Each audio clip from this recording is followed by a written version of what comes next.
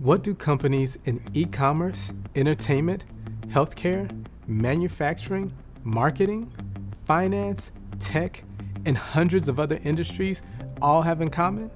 You guessed it, they all use data. Organizations of all kinds need data analysts to help them improve their processes, identify opportunities and trends, launch new products, provide great customer service, and make thoughtful decisions. Hi, I'm Tony, a program manager at Google and a data analyst myself. I'd like to welcome you to the Google Data Analytics Certificate. Now, there are lots of great reasons to earn this certificate. Maybe you're thinking about starting a career in the exciting world of data analytics. Or maybe you're just fascinated by the power of data as I am. No matter what brought you here, you're in the right place to kickstart a career and learn industry-relevant skills in data analytics. But first, what exactly is data? Well, I like to say that data is a collection of facts. This collection can include numbers, pictures, videos, words, measurements, observations, and more. Once you have data, analytics puts it to work through analysis. Data analysis is the collection, transformation, and organization of data in order to draw conclusions, make predictions, and drive informed decision-making. And it doesn't stop there. Data evolves over time, which means this analysis, or analytics as we call it, can give us new information throughout data's entire life cycle. Data is everywhere. You use and create data every day. Have you ever read reviews of a product before deciding whether or not to buy it? That's data analysis. Or maybe you wear a fitness tracker to count your steps so you can stay active throughout the day. That's data analysis. But you don't just use data, you also create huge amounts of it every single day. Anytime you use your phone, look up something online, stream music, shop with a credit card, post on social media, or use GPS to map a route, you're creating data. Our digital world and the millions of smart devices inside of it have made the amount of data available truly mind-blowing. Here at Google, we process more than 40,000 searches every second. That's 3.5 billion searches a day and 1.2 trillion searches every year. Here's another way to think about it. YouTube has almost 2 billion users.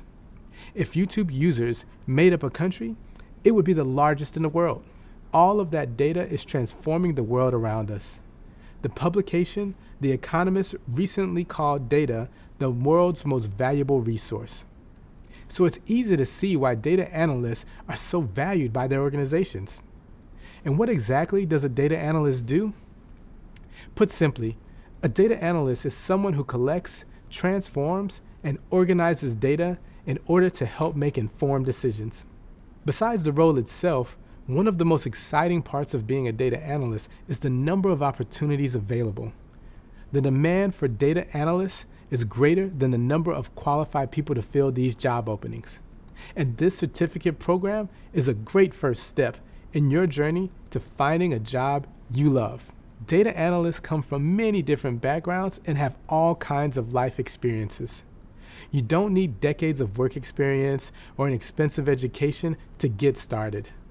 Many data analysts taught themselves the skills they needed to land their first job, just like you're doing right now. Okay, now let's talk more about what you're going to learn. The Google Data Analytics Certificate is split into courses based on different processes for data analysis.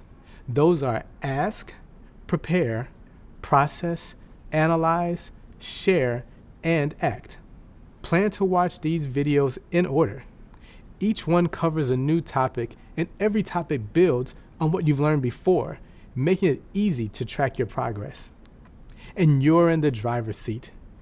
Even though you might see things organized by weeks, everything can be completed at your own pace.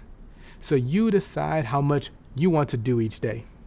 By the end of the program, you'll take everything you've learned and turn it into a project that you can use to show off your skills and wow hiring managers at your job interviews. Now, along the way, you'll also hear from Googlers. That's what we call people who work here at Google. They'll give you an inside look at what it's like to work in our industry and share personal stories of how they got into the field. They'll also give you some excellent tips on how to land your dream job. Stay tuned. Some of them are going to introduce themselves in just a sec. So I'm Angie. I'm a program manager of engineering at Google.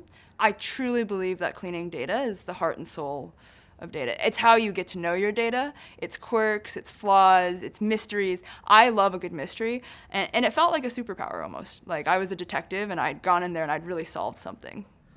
Hi, I'm Alex. I'm a research scientist at Google. I research the different impacts of artificial intelligence on society and our users. So my name is Lila Jones, and I am a part of our cloud team. I get a chance to lead a team of amazing individuals that are focused on helping customers get to the cloud. Hi, I'm Evan. I'm a learning portfolio manager here at Google.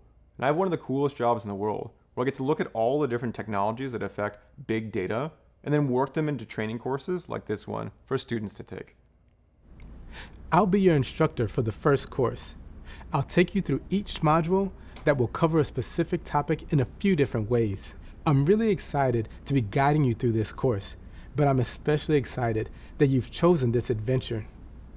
Lifelong learning is something that I'm very passionate about. Growing up, when I looked around, I often didn't see many options available to me. It wasn't until I started getting serious about my education that I realized I had the control to make my own opportunities, with education being the key that would open those doors. The more I learned and the harder I worked, the more possibilities opened up. Had I not gone after that knowledge and continued challenging myself, I may not be where I am today. Learning allowed me to grow personally, be successful, visit places I would never have seen, and meet people I would never have known. And now I'm going to introduce some of those great people. Hello, I'm Jimena, financial analyst. I'll be helping you learn how to ask the right questions about data, the project you work on, and the problems you're trying to solve. Hey, my name is Hallie, analytical lead. I am so excited to show you how to prepare your data so it's ready for analysis. Hello, I'm Sally, measurement and analytical lead. Together, we'll cover how to process and clean your data. Cleaning data doesn't require soap and water. I'm talking about making sure your data is complete, correct, and relevant to the problem you're trying to solve. Hey, I'm Ayana, Global Insights Manager. We'll be digging into analysis. You'll learn how to collect, transform, and organize data so that you can use it to discover useful information, draw conclusions, and make great decisions. My name's Kevin, and with my experience as Director of Analytics at Google, I'll guide you through what I think is the most exciting part of the data analysis process. Plan, create, and present effective and compelling data visualizations. Hello, my name is Carrie. I can't wait to tell you about all the exciting things you can do with the programming language R. Are you ready? Hi, I'm Rishi, Global Analytics Skills Curriculum Manager. I'm going to help you bring together everything you learned during this program by creating a case study that will dazzle any hiring manager. Just like the capstone of a great building shows everyone that it's complete, your case study will signify your own great achievement of earning a Google certificate in data analytics. Okay, are you getting excited about the potential of becoming a data analyst? So much is possible with data. You're about to enter a whole new world. Ready? Let's go. Data, data, data. I can't make bricks without clay. Any guesses who said this? I'll give you a hint. It wasn't a famous tech CEO or a data analyst. The person who said this lived long before tech companies even existed. But I bet you've still heard of him. This line was said by Sherlock Holmes, the famous detective created by Sir Arthur Conan Doyle. What Doyle meant was that Holmes couldn't draw any conclusions, which would be the bricks he mentioned without data, or the clay. You're probably not here to become a world-famous detective, but data is still the building block that you'll use for everything you do in your new data analyst career. Sherlock Holmes would agree. By starting this program, you've shown that you and Sherlock Holmes have something in common. You both have an interest in learning more. That's one of the most important qualities that data analysts can have. Now, there are a bunch of different ways to explore data, but one of the great things about data analytics is that you can often learn how you want, when you want. That might mean doing your own research, talking with people in the industry, or taking online courses. With that said, welcome to your first course. This is your introduction to the wonderful world of data analytics. Since data analytics is the science of data, you'll use this course to begin to learn all about data. Data is basically a collection of facts or information, and through analysis, you'll learn how to use the data to draw conclusions and make predictions and decisions. Personally, I didn't jump right into the data analytics field. I thought data analysis was for computer engineers. Instead, I started off with dreams of working in finance. Once I got through an internship, though, I realized it wasn't the career path I wanted to take. I started to learn about financial planning and analysis and all of the work finance analysts were doing with data. I realized that finance analysts are really just data analysts working in a finance department. These analysts were helping to guide business decisions by knowing how to use data. It was then I realized how powerful data is, and I started to embrace it. Soon enough, I realized I could do this data analysis myself. Data analytics is a big open world of opportunity. There are so many areas your analysis skills can be applied and in all kinds of different ways. If you're new to this world, you'll learn how to identify which path and industry might suit your skills and your interests the best. And for those of you who already have some experience, we'll help you open doors to new and exciting opportunities. One of the skills you'll gain from the program is how to follow the best practices that analysts use to help make data-driven decisions. Computers are one part of the process, but analysts rely on so much more to make decisions. That's why learning how to think analytically and using your other skills and traits on the job will make your work easier. I know you already know how to make good decisions. You chose to be here after all. In this first course, you'll learn more about each phase of the data analysis process. Ask, prepare, process, analyze, share, and act. As a data analyst, you'll go through these steps as you use data to inform your decisions. Eventually, you'll see how this program itself is, in a way, its own version of this process. While I know you'll enjoy watching these videos, your trip through the first course will include a whole lot more. Other videos will take the form of vignettes where you'll learn from data analytics professionals who are already established in their careers. They'll offer words of wisdom as well as tales of their own experiences, starting off on their career path. You'll start your own data journal that will help you keep track of what you've learned throughout the course. You'll also add your own thoughts about what you're learning as well throughout the program. You'll read up on how to navigate this program in the world of data analytics. You'll complete activities, including some that will help you get in the mindset of a data analyst. Along the way, you'll also have the chance to connect with your fellow learners. Discussion prompts will give you a chance to share your thoughts and at the same time, see what your peers think about all that you're learning. These prompts will help you build a community support system to use throughout the program. All right, enough talking. Let's get started on this exciting path. Your next step awaits. Hi there, I'm Amanda from Grow with Google. We're the team behind the Google Career Certificates, and we're thrilled you've decided to pursue yours in data analytics. Experts here at Google created this program to help you develop skills that prepare you for jobs. Once you complete your certificate, you'll join a community of over 1 million graduates who are launching their new careers. And you'll instantly unlock resources to help you launch yours. This includes an industry-recognized credential from Google that can be added to your resume and your professional profiles like LinkedIn. We're also here to support you along the way as you navigate your job search. We know there's a lot involved in finding a new job. So included at the end of the certificate program, you'll find a course that shows you specific ways to use AI to streamline your search. You'll identify your transferable skills, update your resume for different roles, and practice interviewing, all with the help of AI. Plus, for learners in the United States, you can sign up for one-on-one career coaching and access thousands of job postings through Career Circle at no cost to you. These valuable resources are exclusively for Google Career Certificate graduates. Starting strong is the best way to ensure you complete the program and can access these resources. Here are a few of our top tips to get you to the finish line. First, stay on top of the deadlines, especially in these early weeks. Learners who do this are almost twice as likely to finish their certificate. Second, jump into the learner community right away.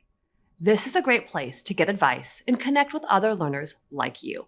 Having this community as a resource to turn to if you get stuck significantly boosts your chances of success. And finally, don't get discouraged if you face challenges. It happens. Remember what brought you here, take advantage of the support available to you, and know that with persistence, you've got this. For the latest from Google on career advice, ideas for how to use AI, and notifications about new courses, subscribe to our newsletter at grow.google/updates. We wish you the very best as you embark on this exciting journey, and we look forward to supporting you as you earn your Google Career Certificate. Welcome back. At this point, you've been introduced to the world of data analytics and what data analysts do. You've also learned how this course will prepare you for a successful career as an analyst. Coming up, you'll learn all the ways data can be used, and you'll discover why data analysts are in such high demand. I'm not exaggerating when I say every goal and success that my team and I have achieved couldn't have been done without data. Here at Google, all of our products are built on data and data-driven decision-making. From concept to development to launch, we're using data to figure out the best way forward. And we're not alone. Countless other organizations also see the incredible value in data, and of course, the data analysts who help them make use of it. So, we know data opens up a lot of opportunities. But to help you wrap your head around all the ways you can actually use data, let's go over a few examples from everyday life. You might not realize it, but people analyze data all the time. For instance, I'm a morning person. A long time ago, I realized that I'm happier and more productive if I get to bed early and wake up early. I came to this conclusion after noticing a pattern in my day-to-day experiences. When I got 7 hours of sleep and woke up at 6:30, I was the most successful. So I thought about the relationship between this pattern and my daily life. And I predicted that early to bed, early to rise would be the right choice for me. And I'm definitely my best self when I wake up bright and early. I bet you've identified patterns and relationships in your life too. Maybe about your own sleep cycle, or how you feel after eating certain foods, or what time of day you like to work out. All of these are great examples of real-life patterns and relationships that you can use to make predictions about the right actions to take. And that is a huge part of data analysis right there. Now, let's put this process into a business setting. You may remember from an earlier video that there's a ton of data out there. And every minute of every hour of every day, more data is being created. Businesses need a way to control all that data so they can use it to improve processes, identify opportunities and trends, launch new products, serve customers, and make thoughtful decisions. For businesses to be on top of the competition, they need to be on top of their data. That's why these companies hire data analysts to control the waves of data they collect every day, make sense of it, and then draw conclusions or make predictions. This is the process of turning data into insights, and it's how analysts help businesses put all their data to good use. This is actually a good way to think about analysis, turning data into insights. As a reminder, the more detailed definition you learned earlier is that data analysis is the collection, transformation, and organization of data in order to draw conclusions, make predictions, and drive informed decision-making. So after analysts have created insights from data, what happens? Well, a lot. Those insights are shared with others, decisions are made, and businesses take action. And here's where it can get really exciting. Data analytics can help organizations completely rethink something they do or point them in a totally new direction. For example, maybe data leads them to a new product or unique service, or maybe it helps them find a new way to deliver an incredible customer experience. It's these kinds of aha moments that can help businesses reach another level. And that makes data analysts vital to any business. Now that you know more of the amazing ways data is being used every day, you can see why data analysts are in such high demand. We'll continue exploring how analysts can transform data into insights that lead to action. And before you know it, you'll be ready to help any organization find new and exciting ways to transform their data.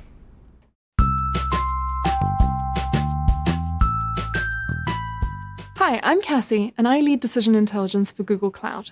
Decision Intelligence is a combination of applied data science and the social and managerial sciences, and it is all about harnessing the power and beauty of data.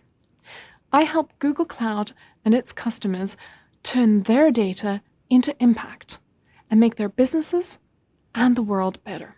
A data analyst is an explorer, a detective, and an artist, all rolled into one. Analytics is the quest for inspiration. You don't know what's going to inspire you before you explore, before you take a look around. And so when you begin, you have no idea what you're going to find and whether you're even going to find anything.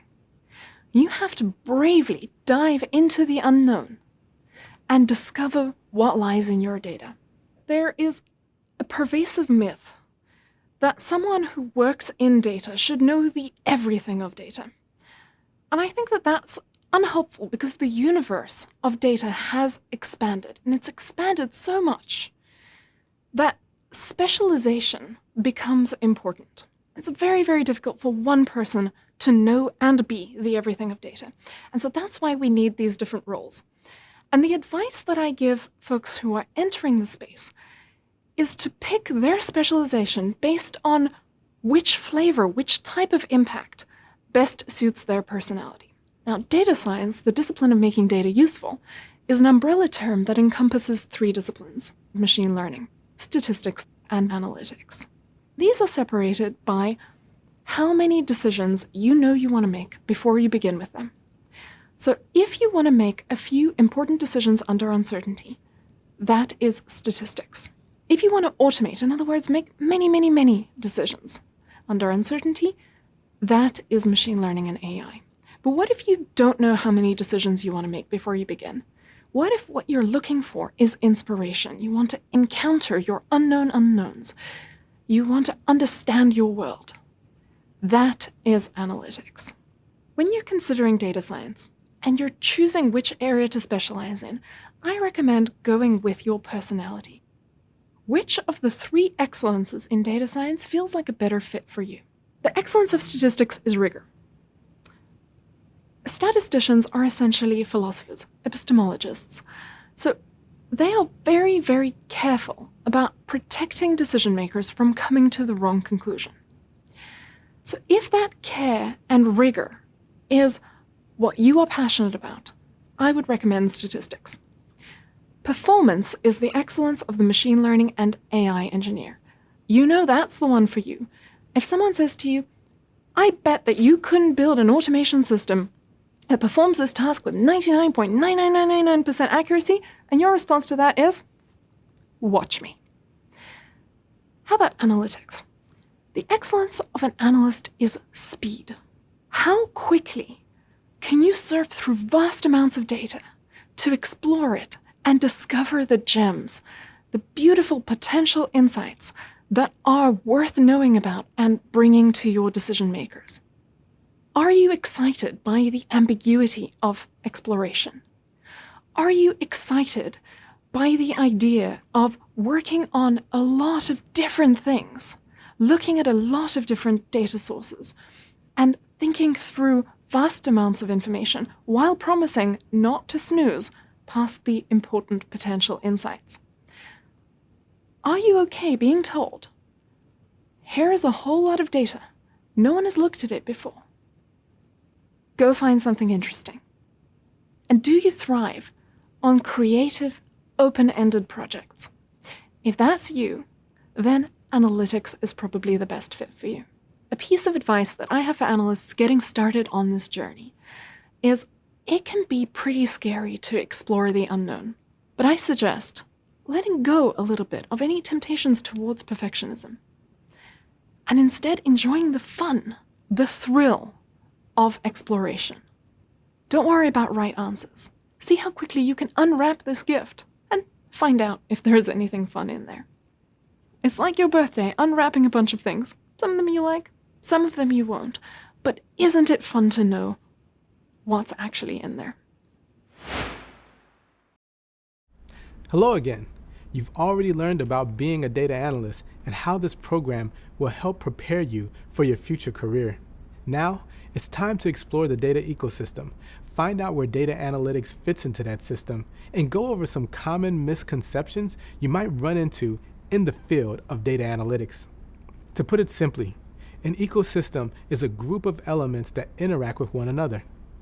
Ecosystems can be large, like the jungle in a tropical rainforest, or the Australian outback, or tiny, like tadpoles in a puddle or bacteria on your skin.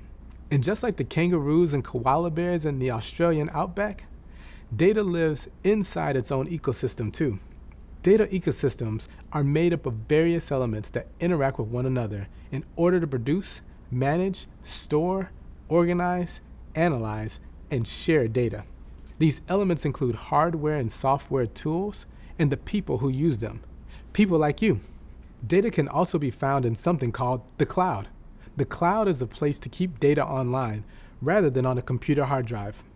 So instead of storing data somewhere inside your organization's network, that data is accessed over the internet. So the cloud is just a term we use to describe the virtual location.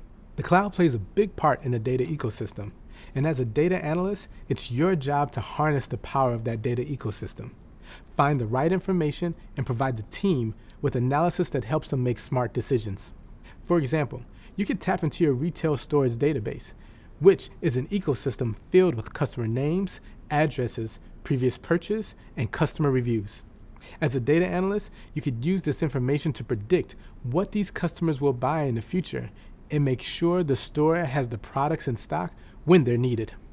As another example, let's think about a data ecosystem used by a human resources department. This ecosystem would include information like postings from job websites, stats on the current labor market, employment rates, and social media data on prospective employees. A data analyst could use this information to help their team recruit new workers and improve employee engagement and retention rates. But data ecosystems aren't just for stores and offices. They work on farms too. Agricultural companies regularly use data ecosystems that include information, including geological patterns and weather movements. Data analysts can use this data to help farmers predict crop yields. Some data analysts are even using data ecosystems to save real environmental ecosystems. At the Scripps Institution of Oceanography, coral reefs all over the world are monitored digitally so they can see how organisms change over time, track their growth, and measure any increases or declines in individual colonies. The possibilities are endless. Okay, now let's talk about some common misconceptions you might come across. First is the difference between data scientists and data analysts. It's easy to confuse the two, but what they do is actually very different. Data science is defined as creating new ways of modeling and understanding the unknown by using raw data. Here's a good way to think about it. Data scientists create new questions using data, while analysts find answers to existing questions by creating insights from data sources. There are also many words and phrases you'll hear throughout this course that are easy to get mixed up. For example, data analysis and data analytics sound the same, but they're actually very different things. Let's start with analysis. You've already learned that data analysis is the collection, transformation, and organization of data in order to draw conclusions, make predictions, and drive informed decision-making. Data analytics, in the simplest terms, is the science of data.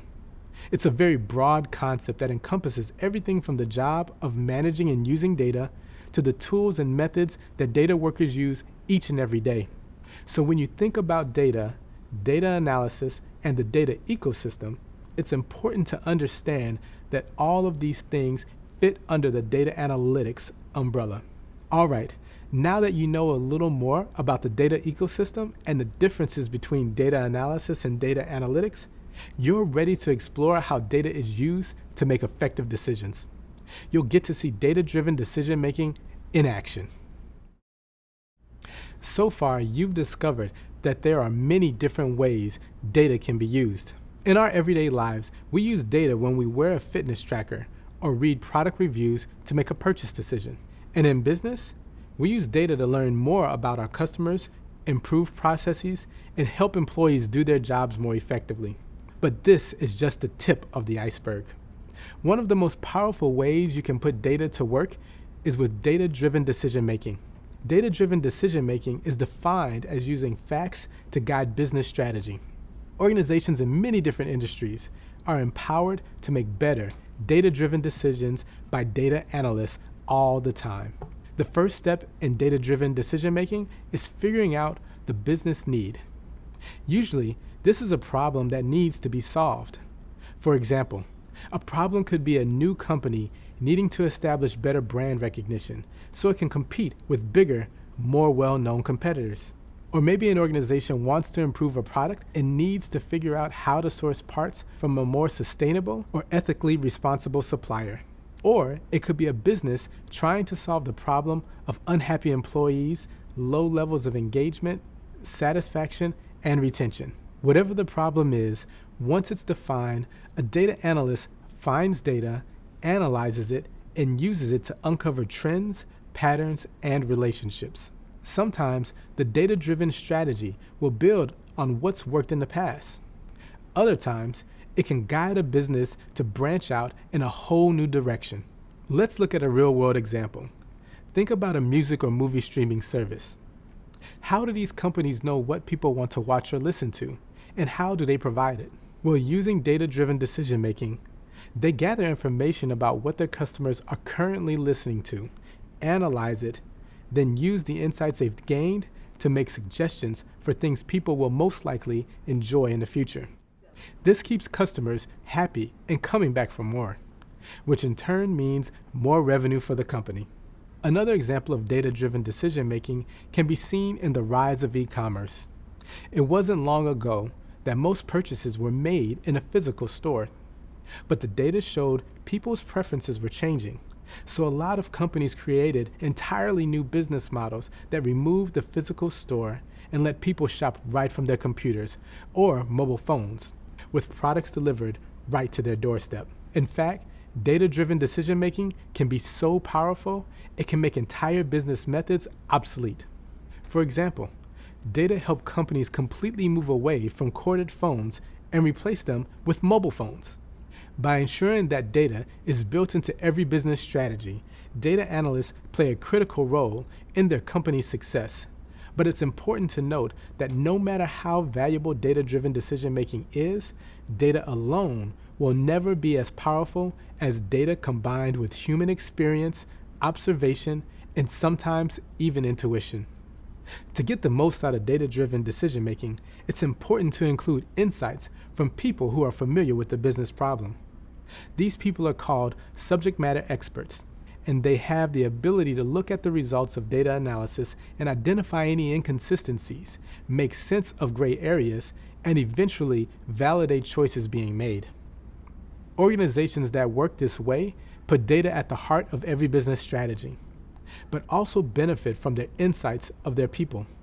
It's a win-win. As a data analyst, you play a key role in empowering these organizations to make data-driven decisions, which is why it's so important for you to understand how data plays a part in the decision-making process. Welcome. Now that you have a solid foundation on the basics of data, it's time to focus on some particular skills and characteristics that will be key to your future career as a data analyst. We'll begin with 5 key skills, move on to the characteristics of analytical thinking, and then learn how data analysts balance their roles and responsibilities. Along the way, you'll also discover how to tap into your own natural abilities for strategy, technical expertise, and data design. These are incredibly helpful skills to have, and you'll learn how to make them even stronger. Finally, you'll be introduced to some fascinating real-world examples of how data is influencing the lives of people all around the world. All right, let's get started. Earlier, I told you that you already have analytical skills. You just might not know it yet. When learning new things, sometimes people overlook their own skills, but it's important you take the time to acknowledge them, especially since these skills are going to help you as a data analyst. In fact, you're probably more prepared than you think. Don't believe me? Well, let me prove it. Let's start by defining what I'm talking about here. Analytical skills are qualities and characteristics associated with solving problems using facts. There are a lot of aspects to analytical skills, but we'll focus on 5 essential points. There are curiosity, understanding context, having technical mindset, data design, and data strategy. Now, you may be thinking, I don't have these kinds of skills, or I only have a couple of them. But stay with me, and I bet you'll change your mind. Let's start with curiosity. Curiosity is all about wanting to learn something. Curious people usually seek out new challenges and experiences. This leads to knowledge. The very fact that you're here with me right now demonstrates that you have curiosity. All right, that was an easy one. Now, think about understanding context. Context is the condition in which something exists or happens. This can be a structure or an environment. A simple way of understanding context is by counting to 5. 1, 2, 3, 4, 5. All of those numbers exist in the context of 1 through 5. But what if a friend of yours said to you, 1, 2, 4, 5, 3? Well, the 3 would be out of context. Simple, right? But it can be a little tricky. There's a good chance that you might not even notice the 3 being out of context if you aren't paying close attention. That's why listening and trying to understand the full picture is critical. In your own life, you put things into context all the time. For example, let's think about your grocery list. If you group together items like flour, sugar, and yeast, that's you adding context to your groceries. This saves you time when you're at the baking aisle at the grocery store. Let's look at another example. Have you ever shuffled a deck of cards and noticed a joker? If you're playing a game that doesn't include jokers, identifying that card means you understand it's out of context. Remove it, and you're much more likely to play a successful game. All right, so now we know you have both curiosity and the ability to understand context. Let's move on to the third skill, a technical mindset. A technical mindset involves the ability to break things down into smaller steps or pieces and work with them in an orderly and logical way. For instance, when paying your bills, you probably already break down the process into smaller steps. Maybe you start by sorting them by the date they're due. Next, you might add them up and compare that amount to the balance in your bank account. This would help you see if you can pay your bills now or if you should wait until the next paycheck. Finally, you'd pay them. When you take something that seems like a single task, like paying your bills, and break it into smaller steps with an orderly process, that's using a technical mindset. Now let's explore the fourth part of an analytical skill set, data design. Data design is how you organize information. As a data analyst, design typically has to do with an actual database. But again, the same skills can easily be applied to everyday life. For example, think about the way you organize the contacts in your phone. That's actually a type of data design. Maybe you list them by first name instead of last, or maybe you use email addresses instead of their names. What you're really doing is designing a clear, logical list that lets you call or text the contact in a quick and simple way. The last, but definitely not least, the fifth and final element of analytical skills is data strategy. Data strategy is the management of the people, processes, and tools used in data analysis. Let's break that down. You manage people by making sure they know how to use the right data to find solutions to the problem you're working on. For processes, it's about making sure the path to that solution is clear and accessible. And for tools, you make sure the right technology is being used for the job. Now, you may be doubting my ability to give you an example from real life that demonstrates data strategy. But check this out. Imagine mowing a lawn. Step 1 would be reading the owner's manual for the mower. That's making sure the people involved, well, you in this example, know how to use the data available. The manual would instruct you to put on protective eyewear and closed-toe shoes. Then it's on to step 2, making the process, the path, clear and accessible. This would involve you walking around the lawn, picking up large sticks or rocks that might get in your way. Finally, for step 3, you check the lawnmower, your tool, to make sure it has enough gas and oil and is in working condition so the lawn can be mown safely. So there you have it. Now you know the 5 essential skills of a data analyst: curiosity, understanding context, having a technical mindset, data design, and data strategy. I told you that you are already an analytical thinker. Now you can start actively practicing these skills as you move through the rest of this course. Curious about what's next? Move on to the next video. Now that you know the 5 essential skills of a data analyst, you're ready to learn more about what it means to think analytically. People don't often think about thinking. Thinking is second nature to us. It just happens automatically. But there are actually many different ways to think. Some people think creatively, some think critically, and some people think in abstract ways. Let's talk about analytical thinking. Analytical thinking involves identifying and defining a problem and then solving it by using data in an organized, step-by-step manner. So as data analysts, how do we think analytically? Well, to answer that question, we will now talk about a second set of 5, the 5 key aspects to analytical thinking.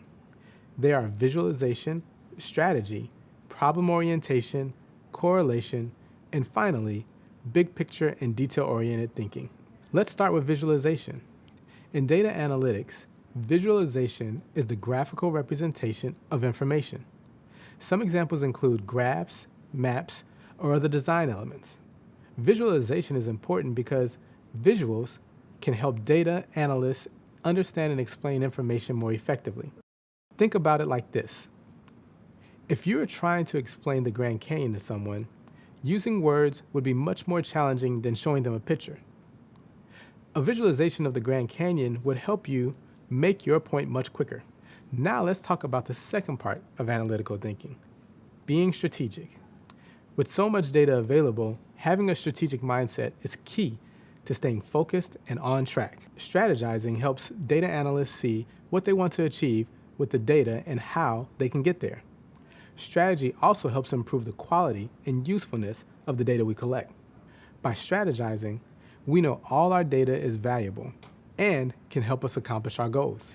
Next up on the analytical thinking checklist, being problem-oriented. Data analysts use a problem-oriented approach in order to identify, describe, and solve problems. It's all about keeping the problem top of mind throughout the entire project. For example, say a data analyst is told about the problem of a warehouse constantly running out of supplies. They would move forward with different strategies and processes, but the number one goal would always be solving the problem of keeping inventory on the shelves. Data analysts also ask a lot of questions. This helps improve communication and saves time while working on a solution. An example of that would be surveying customers about their experiences, using a product and building insights from those questions to improve that product. This leads us to the 4th quality of analytical thinking, being able to identify a correlation between 2 or more pieces of data. A correlation is like a relationship. You can find all kinds of correlations in data.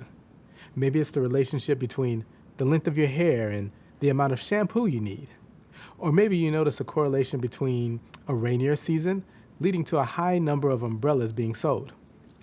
But as you start identifying correlations in data, there's one thing you always want to keep in mind. Correlation does not equal causation. In other words, just because 2 pieces of data are both trending in the same direction, that doesn't necessarily mean they are all related. We'll learn more about that later. And now, the final piece of the analytical thinking puzzle, big picture thinking. This means being able to see the big picture as well as the details. A jigsaw puzzle is a great way to think about this. Big picture thinking is like looking at a complete puzzle. you can enjoy the whole picture without getting stuck on every tiny piece that went into making it. If you only focus on individual pieces, you wouldn't be able to see past that, which is why big picture thinking is so important. It helps you zoom out and see possibilities and opportunities. This leads to exciting new ideas or innovations. On the flip side, detail-oriented thinking is all about figuring out all of the aspects that will help you execute a plan. In other words, the pieces that make up your puzzle. There are all kinds of problems in the business world that can benefit from employees who have both a big picture and a detail-oriented way of thinking. Most of us are naturally better at one or the other, but you can always develop the skills to fit both pieces together. And now that you know the 5 aspects of analytical thinking, visualization, strategy, problem orientation, correlation, and big picture and detail-oriented thinking, you can put them to work for you when you're working with data. And as you continue through this course, you'll learn how. Let's recap what we've learned about analytical thinking so far. The 5 key aspects are visualization, strategy, problem orientation, correlation, and using big picture and detail-oriented thinking. And we've seen how you already use them in your everyday life. We also talked about how different people naturally use certain types of thinking, but that you can absolutely grow and develop the skills that might not come as easily to you. This means you can become a versatile thinker, which is a very important part of data analysis. You might naturally be an analytical thinker, but you can learn to think creatively and critically, and be great at all 3. The more ways you can think, the easier it is to think outside the box and come up with fresh ideas. But why is it important to think in different ways? Well, because in data analysis, solutions are almost never right in front of you. You need to think critically to find out the right questions to ask, but you also need to think creatively to get new and unexpected answers. Let's talk about some of the questions data analysts ask when they're on the hunt for a solution. Here's one that will come up a lot. What is the root cause of a problem? A root cause is the reason why a problem occurs.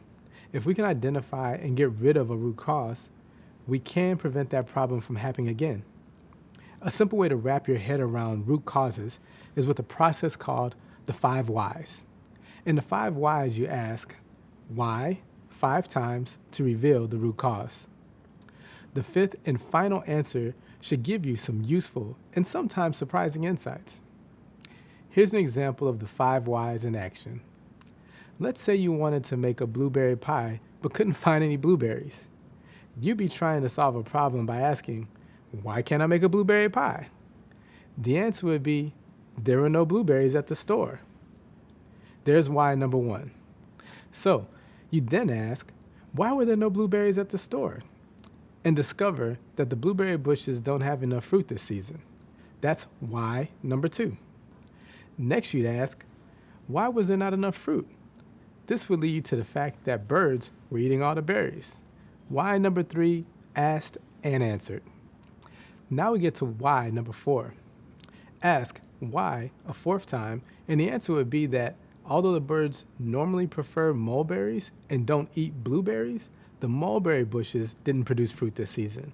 So the birds are eating blueberries instead. And finally, we get to why number 5, which should reveal the root cause. A late frost damaged the mulberry bushes, so they didn't produce any fruit. So you can't make a blueberry pie because of a late frost months ago. See how the 5 whys can reveal some very surprising root causes? This is a great trick to know, and it can be a very helpful process in data analysis. Another question commonly asked by data analysts is, where are the gaps in our process? For this, many people will use something called gap analysis. Gap analysis lets you examine and evaluate how a process works currently in order to get where you want to be in the future. Businesses conduct gap analysis to do all kinds of things, such as improve a product or become more efficient. The general approach to gap analysis is understanding where you are now compared to where you want to be. Then, you can identify the gaps that exist between a current and future state and determine how to bridge them.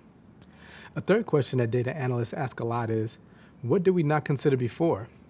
This is a great way to think about what information or procedure might be missing from a process, so you can identify ways to make better decisions and strategies moving forward.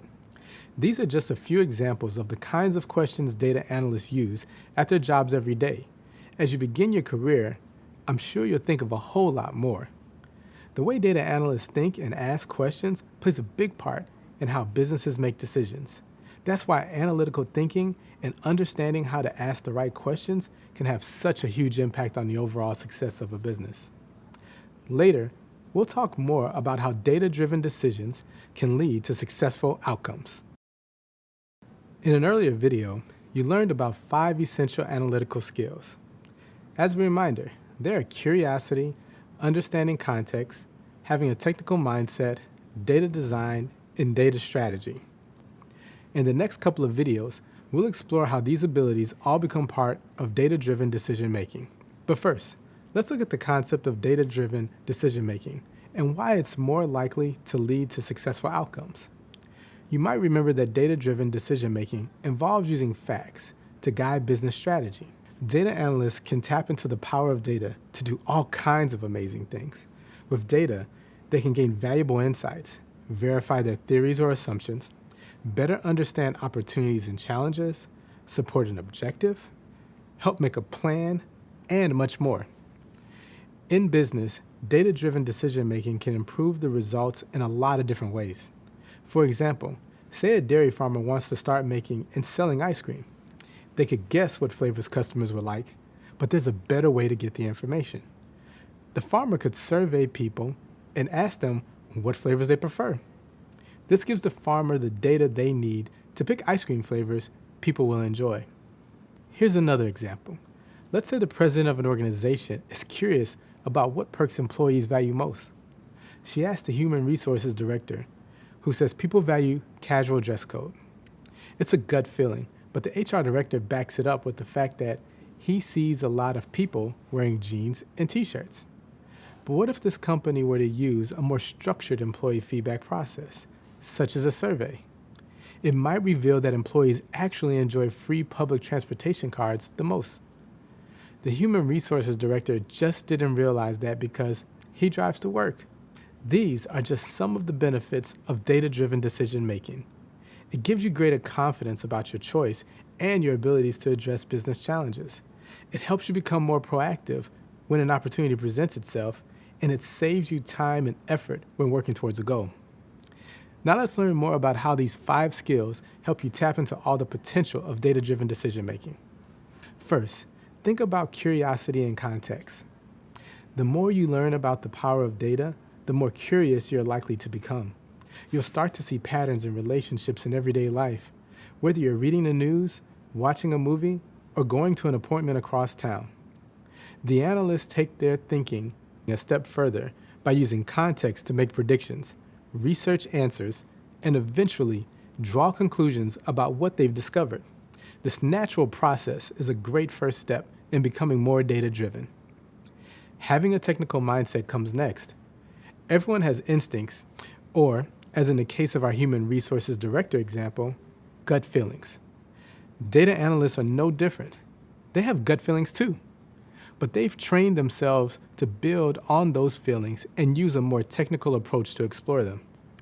They do this by always seeking out the facts, putting them to work through analysis, and using the insights they gain to make informed decisions. Next, we come to data design, which has a strong connection to data-driven decision-making. To put it simply, designing your data so that it's organized in a logical way makes it easy for data analysts to access, understand, and make the most of available information. And it's important to keep in mind that data design doesn't just apply to databases. This kind of thinking can work with all sorts of real-life situations too. The basic idea is this. If you make decisions that are informed by data, you are more likely to make more informed and effective decisions. The final ability is data strategy, which incorporates the people, processes, and tools used to solve a problem. This is a big one to remember because data strategy gives you a high-level view of the path you'll need to take to achieve your goals. Also, data-driven decision-making isn't a one-person job. It's much more likely to be successful if everyone is on board and on the same page. So it's important to make sure specific procedures are in place and that your technology being used is aligned with your data-driven strategy. Now you know how these 5 essential analytical skills work towards making better data-driven decisions. So far, many of the examples you've heard are hypothetical. That means they could be true in theory, but aren't specific real-world cases. Next, we'll look at some real examples. I can't wait to share how data analysts put data to work for amazing results. In this video, I'm going to share some case studies that highlight the incredible work data analysts do. Each of these scenarios shows off the power of data-driven decision-making in unexpected ways. The first story is about Google. As I mentioned a little while back, here at Google, our mission is to organize the world's information and make it universally accessible and useful. All of our products, from idea to development to launch, are built on data and data-driven decision-making. There are tons of examples here at Google of people using facts to create business strategy. But one of the most famous ones has to do with Google's human resources. So here's how it went. The HR department wanted to know if there was value in having managers. Were their contributions worthwhile, or should everyone just be an individual contributor? To answer that question, Google's People Analytics team looked at past performance reviews and employee surveys. The data they found was plotted on a graph because, as you've learned, visuals are extremely helpful when trying to understand a problem or concept. The graph revealed that Googlers had positive feelings about their managers, but the data was pretty general, and the team wanted to learn more. So they dug deeper and split the data into quartiles. A quartile divides data points into 4 equal parts, or quarters. Here's where the really cool stuff started happening. The data analysts discovered that there was a big difference between the very top and the very bottom quartiles. As it turned out, the teams with the best managers were significantly happier, more productive, and more likely to want to keep working at Google. This confirmed that managers were valued and make a big difference. Therefore, the idea of having only individual contributors was not implemented. But there was still more work to do. Just knowing that great managers create great results doesn't lead to actionable insights. You have to identify what exactly makes a great manager. So the team took 2 additional steps to collect more data. First, they launched an awards program where employees could nominate their favorite managers. For every submission, you had to provide examples or data about what makes that manager great. The second step involved interviewing managers who are graphed on the top and bottom quartiles. This helped the analytics team see the differences between successful and less successful management behaviors. The best behaviors were identified, as were the most common reasons for a manager needing improvement. The final step was sharing these insights and putting a procedure in place for evaluating managers with these qualities in mind. This data-driven decision continues to create an exceptional company culture for my colleagues and me. Thanks, data. Another interesting example comes from the nonprofit sector. Nonprofits are organizations dedicated to advancing a social cause or advocating for a particular effort, such as food security, education, or the arts. In this case, data analysts research how journalists can make a more meaningful impact for the nonprofits they would write about. Because journalists write for newspapers, magazines, and other news outlets, they can help nonprofits reach readers like you and me, who then take action to help nonprofits reach their goals. For instance, say you read about the problem of climate change in an online magazine. If the article is effective, you learn more about the cause and might even be compelled to make greener choices in your day-to-day life, volunteer for a nonprofit, or make a donation. That's an example of the journalist's work bringing about awareness, understanding, and engagement. So, back to the story. The data analysts used a tracker to monitor story topics, clicks, web traffic, comments, shares, and more. Then, they evaluated the information to make recommendations for how the journalists could do their jobs even better. In the end, They came up with some great ideas for how nonprofits and journalists can motivate people everywhere to work together and make the world a better place. There's really no end to what you can do as a data analyst. As you progress through this program, you'll discover even more possibilities. Great job following along with the topics in these past few videos. You learned all about analytical skills and the 5 key characteristics of data analysts. You probably even learned that you're a pro at most of these already. Next, you discovered what it means to think analytically and the specific skills data analysts develop to help them do it. You explore tools and processes that enable data analysts to pinpoint a problem and ask the right questions in order to solve it. Finally, some real-world stories helped illustrate why data-driven decision-making is usually more successful than other methods. You're building a wonderful foundation for your career as a data analyst. With every video, your skills will continue to expand and your understanding of key data analytics concepts will only get stronger. Soon, you'll have a chance to test out everything you've learned. This is a really useful opportunity to check your understanding of all the concepts we've discussed. And if you're ever unsure about a question, you can review the videos and readings to find the answer. This is another awesome way to practice collecting data. Keep up the great work. We've covered a lot, and I'm sure you have so much to think about already. That's a good thing. It means you've started collecting data and you're doing your own personal analysis. That's what it's all about. You've built a great base already. As this course continues, your knowledge and data analysis skills will continue to grow. Once you've established a solid foundation, you'll apply what you've learned to the rest of the program. The data analysis process will help provide a framework for everything you do. Soon, you'll take your first graded assessment. It's a great way to check your understanding of the concepts and build confidence in your knowledge. Everyone learns at different speeds, so take your time, get familiar with the concepts. As soon as you feel ready, you can go ahead and get started.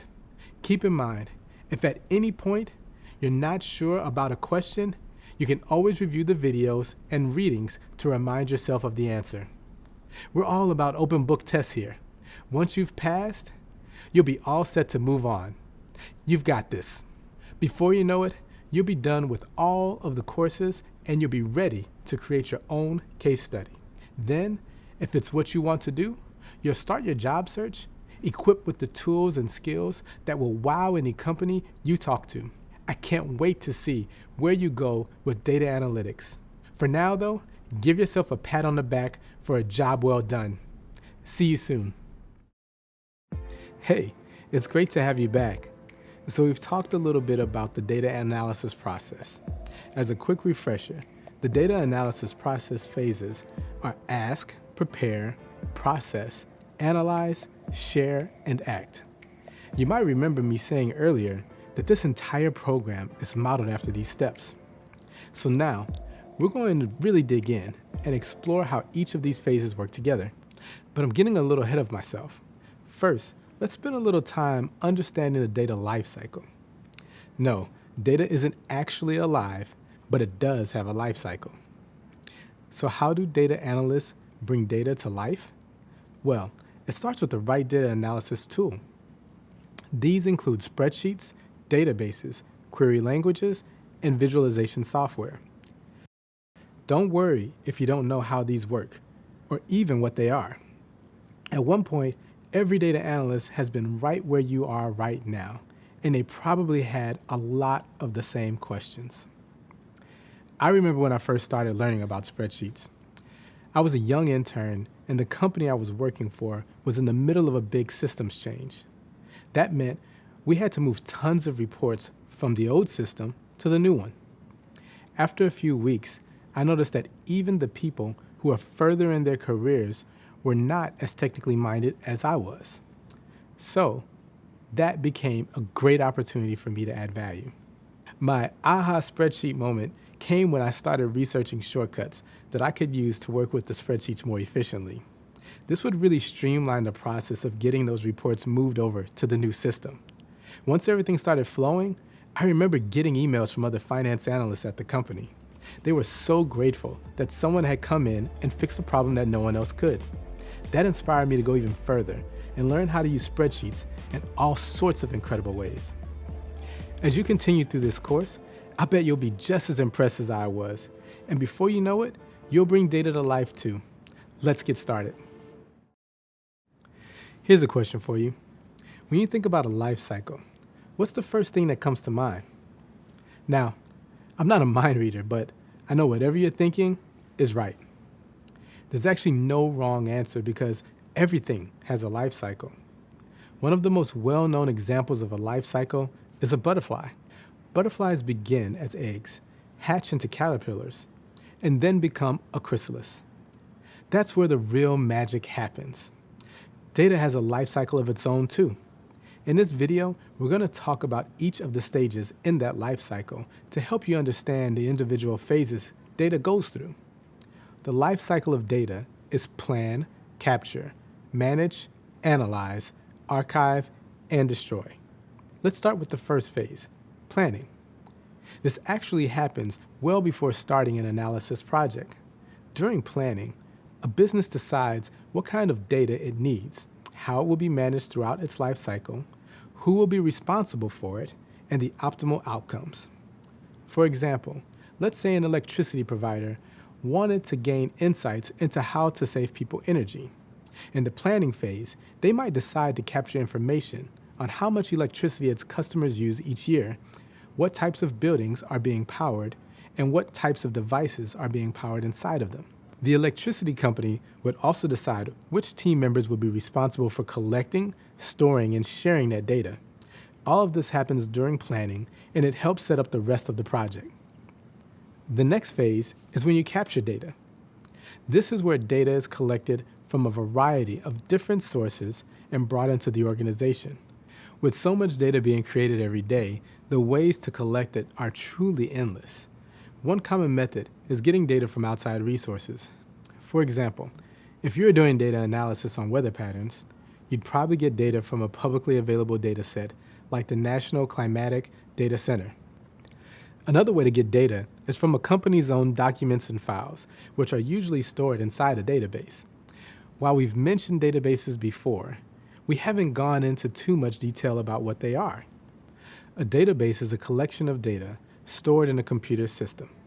In the case of our electricity provider, the business would probably measure data usage among its customers within a database that it owns. As a quick note, when you maintain a database of customer information, ensuring data integrity, credibility, and privacy are all important concerns. You'll learn a lot more about that later on. Now that we've captured our data, we move on to the next phase of the data lifecycle, manage. Here we're talking about how we care for our data, how and where it's stored, the tools used to keep it safe and secure, and the actions taken to make sure that it's maintained properly. This phase is very important to data cleansing, which we'll cover later on. Next, it's time to analyze your data. This is where data analysts really shine. In this phase, the data is used to solve problems, make great decisions, and support business goals. For example, one of our electricity company's goals might be to find ways to help customers save energy. Moving on, the data lifecycle now evolves to the archive phase. Archiving means storing data in a place where it's still available but may not be used again. During analysis, analysts handle huge amounts of data. Can you imagine if we had to sort through all of the available data that's out there, even if it was no longer useful and relevant to our work? It makes way more sense to archive it than to keep it around. And finally, the last step of the data lifecycle, the destroy phase. Yes, it sounds sad, but when you destroy data, it won't hurt a bit. So let's get back to our electricity provider example. They would have data stored on multiple hard drives. To destroy it, the company would use a secure data erasure software. If there were any paper files, they would be shredded too. This is important for protecting a company's private information, as well as private data about its customers. And there you have it, the data life cycle. And now that you understand the different phases data goes through during its life cycle, you can better understand how to approach the data analysis process, which we'll talk about soon. Now that you understand all the phases of the data lifecycle, it's time to move on to the phases of data analysis. They sound similar, but are two different things. Data analysis isn't a life cycle. It's the process of analyzing data. Coming up, we'll look at each step of the data analysis process and how it will relate to your work as a data analyst. Even this program is designed to follow these steps. Understanding these connections will help guide your own analysis and your work in this program. You've already learned that this program is modeled after the stages of the data analysis process. This program is split into courses, 6 of which are based upon the steps of data analysis: ask, prepare, process, analyze, share, and act. Okay, let's start with the first step in data analysis, the ask phase. In this phase, we do 2 things. We define the problem to be solved, and we make sure that we fully understand stakeholder expectations. Stakeholders hold a stake in the project. They are people who have invested time and resources into a project and are interested in the outcome. Let's break that down. First, defining a problem means you look at the current state and identify how it's different from the ideal state. Usually, there's an obstacle we need to get rid of or something wrong that needs to be fixed. For instance, a sports arena might want to reduce the time fans spend waiting in the ticket line. The obstacle is figuring out how to get the customers to their seats more quickly. Another important part of the ask phase is understanding stakeholder expectations. The first step here is to determine who the stakeholders are. That may include your manager, an executive sponsor, or your sales partners. There can be lots of stakeholders, but what they all have in common is that they help make decisions, influence actions and strategies, and have specific goals they want to meet. They also care about the project, and that's why it's so important to understand their expectations. For instance, if your manager assigns you a data analysis project related to business risk, it would be smart to confirm whether they want to include all types of risks that could affect the company, or just risks related to weather, such as hurricanes and tornadoes. Communicating with your stakeholders is key in making sure you stay engaged and on track throughout the project. So as a data analyst, developing strong communication strategies is very important. This part of the ask phase helps you keep focused on the problem itself, not just its symptoms. As you learned earlier, the 5 whys are extremely helpful here. In an upcoming course, you'll learn how to ask effective questions and define the problem by working with stakeholders. You'll also cover strategies that can help you share what you discover in a way that keeps people interested. After that, we'll move on to the prepare step of the data analysis process. This is where data analysts collect and store data they'll use for the upcoming analysis process.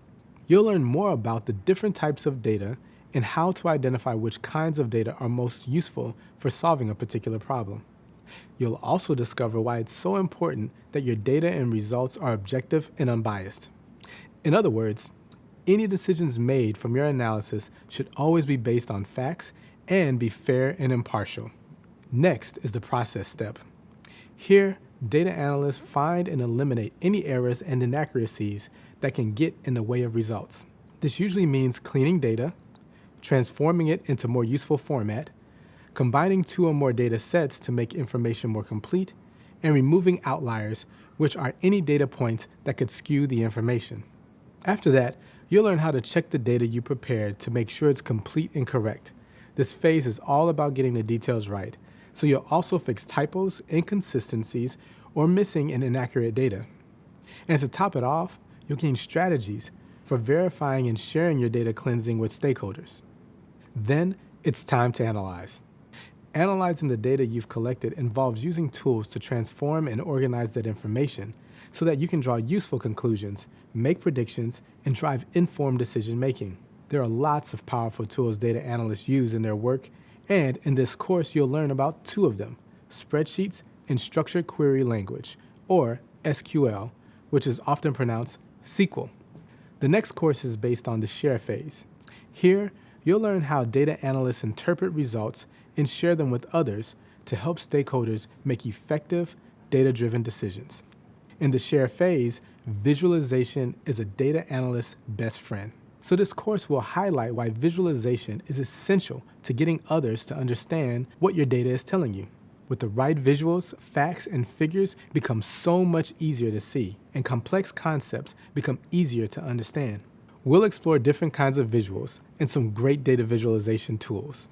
You'll also practice your own presentation skills by creating compelling slideshows and learning how to be fully prepared to answer questions. Then we'll take a break from the data analysis process to show you all of the really cool things you can do with the programming language R. You don't need to be familiar with R or programming languages in general. Just know that R is a popular tool for data manipulation, calculation, and visualization. And for our final data analysis phase, we have ACT. This is the exciting moment when the business takes all of the insights you, the data analyst, have provided and puts them to work in order to solve the original business problem. And will be acting on what you've learned throughout this program. This is when you'll prepare for your job search and have the chance to complete a case study project. It's a great opportunity for you to bring together everything you've worked on throughout this course. Plus, adding a case study to your portfolio helps you stand out from the other candidates when you interview for your first data analyst job. Now you know the different steps of the data analysis process and how our course reflects it. You have everything you need to understand how this course works. And my fellow Googlers and I will be here to guide you every step of the way.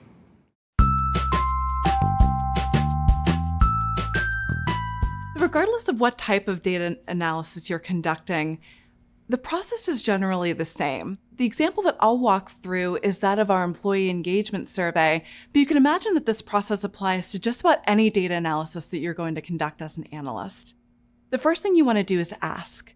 You want to ask all of the right questions at the beginning of the engagement so that you better understand what your leaders and stakeholders need from this analysis. So the types of questions that I generally ask are around, what is the problem that we're trying to solve? What is the purpose of this analysis? What are we hoping to learn from it? So after you've asked all the right questions and you've wrapped your arms around the scope of the analysis you need to conduct, the next step is to prepare.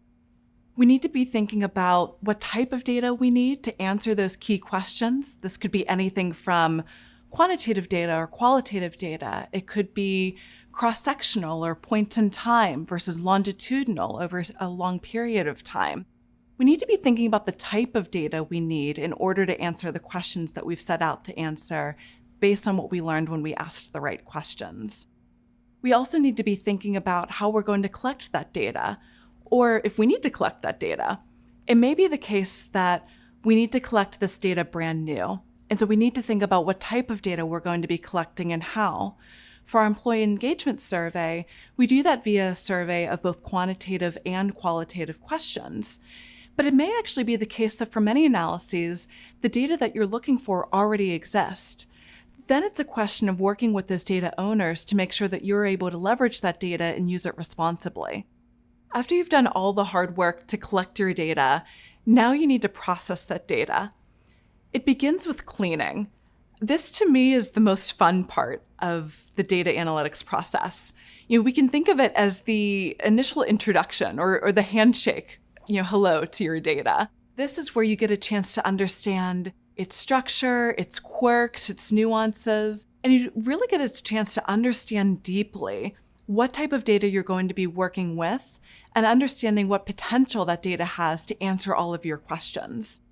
This is such an important part, too, where we're running through all of our quality assurance checks. For example, do we have all of the data that we anticipated we would have? Are we missing data at random, or is it missing in a systematic way such that maybe something went wrong with our data collection effort?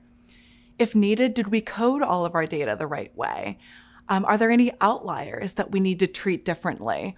This is the part where you spend a lot of time really digging deeply into the structure and nuance of the data to make sure that you're able to analyze it appropriately and responsibly.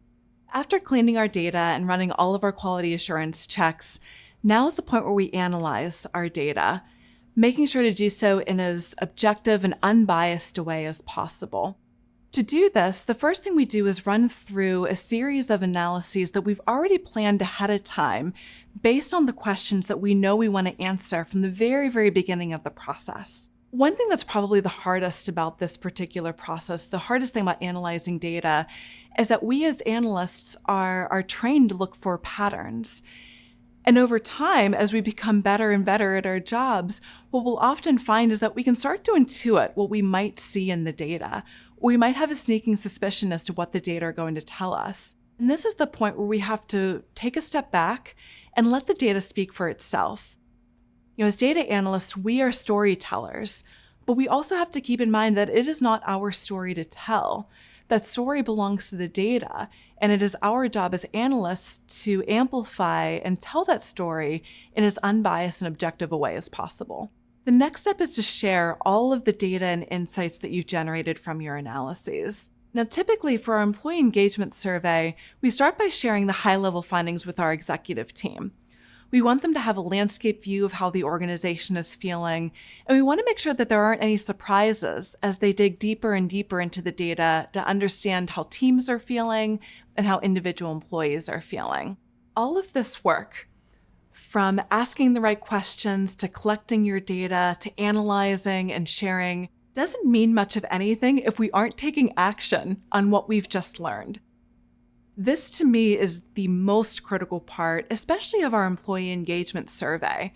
I like to say that the survey is actually the easy part, and acting on the results is really where the real work begins. This is where we use all of those data-driven insights to decide what types of interventions we want to introduce, not only at the organizational level, but also at the team level as well. So we might find, for example, that the organization is working on a series of interventions to help improve part of the employee experience, whereas individual teams have additional roles and responsibilities to play to either bolster some of those efforts or to introduce new ones to sort of better meet their team where their strengths and opportunity areas are. The data analysis process is rigorous, but it is lengthy, and I can completely appreciate that we as data analysts get so excited about just diving right into the data and doing what we do best. The challenge is that if we don't work through the process in its entirety, if we try to skip steps, we're not going to be able to elicit the insights that we're looking for. I absolutely love my job. I have such a deep appreciation for data and what it can do and what type of insight we can derive from it. I'm looking forward to introducing you to some of the tools data analysts use each and every day. There are tons of options out there, but the most common ones you'll see analysts use are spreadsheets, query languages, and visualization tools. And this video is going to give you a quick look at how these tools are being used by data analysts every day. Believe it or not, I was several years into my accounting and finance career before I saw all of these tools working together. At that point, I was very experienced with spreadsheets and had worked in large data sets with some of the traditional database programs. I had the foundational skill set to use query languages, and I had dabbled in visualizations, but I had never brought them all together. Then I got hired here at Google, and it was so eye-opening to come into a place like this with an abundance of information everywhere you look. As an analyst at Google, the true power of these tools became so much clearer to me. I became more focused on really maximizing everything these tools could do, streamlining my reporting, and just making my work simpler. All of a sudden, I had a lot more time and space to dedicate to identifying new problems to solve and driving decision-making.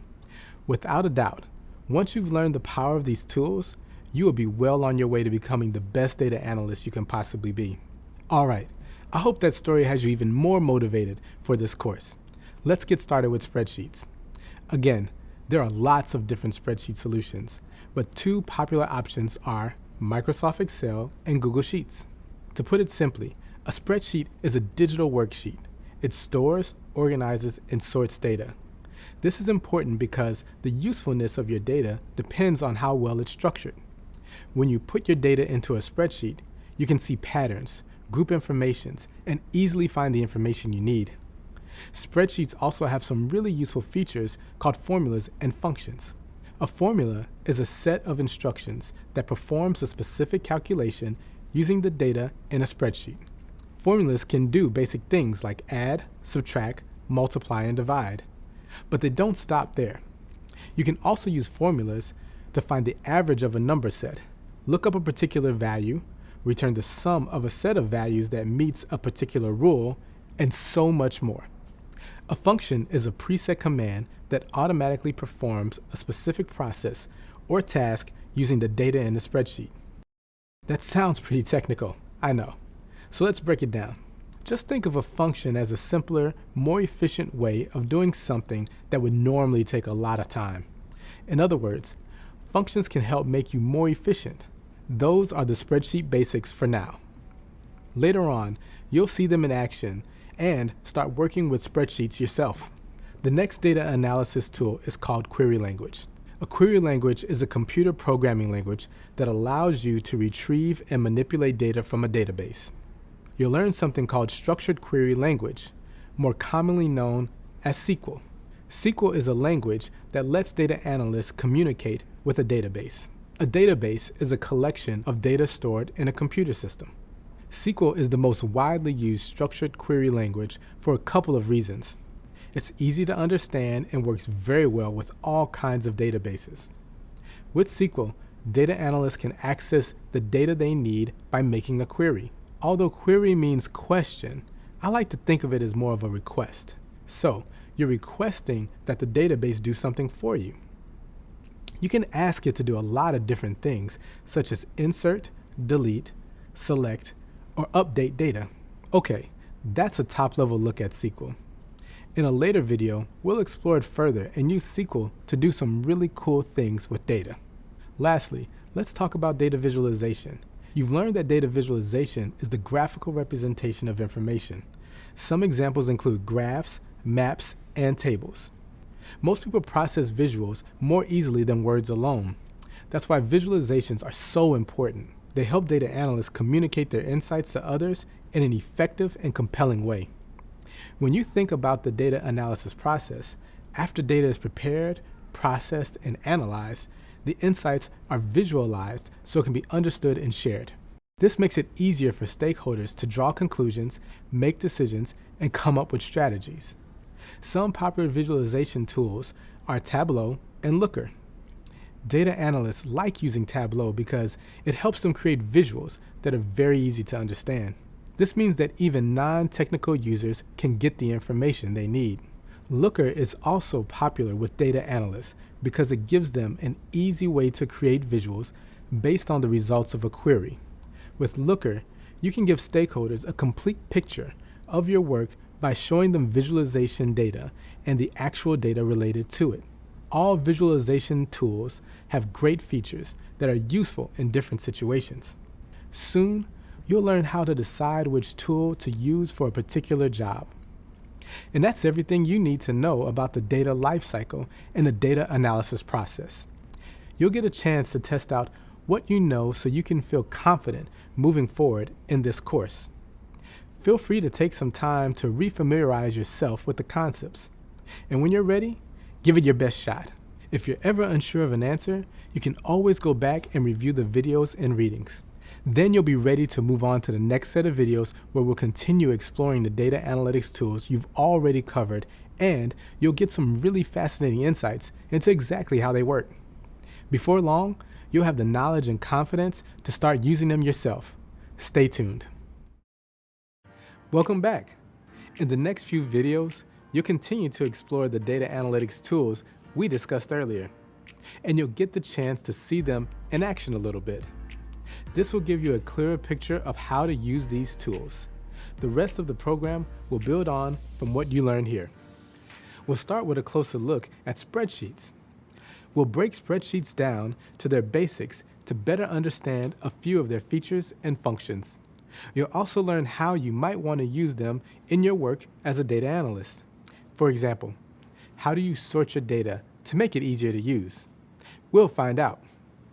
Next, we'll see SQL in action.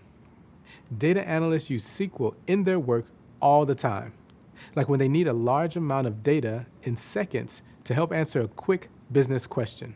Chances are you're not familiar with SQL. That's okay. You'll learn how using SQL is just like ordering food at a super speedy restaurant. Your SQL query might not be as delicious, but you won't have to wait long to get your order. Speaking of food, what better topic than dessert? You can think of data visualization as the dessert to the meal of data analytics. It's served at the end of your analysis after you've done what you need to get the right data for a question or task. We've already seen that visualizations come in a lot of forms, like graphs or charts. And just like dessert, they're a treat to look at. You'll learn more about these visual representations and see other examples of how they might look. Then, you'll get to talk about visualizations with other future data analysts just like yourself. We'll wrap things up with an assessment, but you'll have time to review what you've learned before then. Okay, let's keep going. By the way, is anyone else hungry now? Spreadsheets are a big part of data analytics. The sooner you make friends with spreadsheets, the better. Trust me, they'll save you a lot of time as a data analyst and make your whole job easier.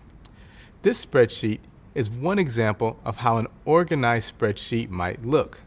In this video, we'll demonstrate some of the basic spreadsheet concepts for all of you who are new to this world. This might be a review for some of you more experienced folks out there, but it never hurts to practice what you know. Plus, you might still learn a trick or two. I showed you this image earlier. Let's explore it further because it's a great example of the three main features of a spreadsheet: cells, rows, and columns. They'll be part of almost everything you do in a spreadsheet, from making a simple grocery list to analyzing a complex data set. I use spreadsheets to manage everything from my own personal finances to the annual homecoming party my friends and I have every year. I'm the planner, so I use a spreadsheet to keep things in order, making sure we have everything we need. Speaking of keeping things in order, columns are organized vertically in a spreadsheet and are ordered by letter, and the rows are organized horizontally and are ordered by number. So when you talk about a specific cell, you name it by combining the column letter and the row number where the cell is located. For example, in this spreadsheet, the word row is in cell D3. Let's get started in an actual spreadsheet. You can complete all of the steps in just about any spreadsheet program. Let's get to know your spreadsheet a little better now. All right, we'll start with some basic operations. Keep in mind, as an analyst, you won't always create your own data set, but for now, let's do just that. I'll click in cell A2 and type my first name like this. Then I'll click in cell B2 and type my last name. Don't worry if your name doesn't fit in the cell. You can always make columns wider if you need to. All you have to do is click and drag the right edge of the column until your name fits. Or you can use the text wrapping feature, which will set cells to automatically change their height to allow the text in the cell to fit. To use this feature, select the cells, columns, or rows with text. Then use the Format menu to look at the text wrapping options. It is automatically set to allow the text to overflow out of the cell, but you can wrap the text instead, so all of the text is visible. The clip option will cut off the text in the cell, so only the text that fits is visible. There it is. We've added data. Now, let's label it. This is important for organization. Adding labels to the top of the columns will make it easier to reference and find data later on when you're doing analysis. These column labels are usually called attributes. An attribute is a characteristic or quality of data used to label a column in a table. More commonly, attributes are referred to as column names, column labels, headers, or the header row. All right, let's add some headers to our table. I'll click in cell A1 and type the words first name. In cell B1, I'll type last name. We'll make these attributes bold so they stand out more. Spreadsheets can get really big, so you want to make sure your data is clearly labeled and easy to find. I can use my cursor to select the cells with the attributes. Then I'll click the bold icon to make them bold. Looking good so far. Ready to add some more data? Let's start with some new attributes. First, I'll add a column for the number of siblings by typing siblings in cell C1. Then I'll add 2 more attributes in the next 2 columns. Let's go with favorite color and favorite dessert. I'll make them bold too. And to fit the labels in the cells, I'll adjust the size of the columns just like before. Now, keep in mind, there are more ways to adjust the size of the columns and rows. If you have questions about using spreadsheets, a quick search online will usually help you find what you need. We've also included a reading with more tips and information about spreadsheets. Okay, let's get back to it. Now, I can add my own data to the data set. I'll type in how many siblings I have and my favorite color and dessert in the appropriate cells.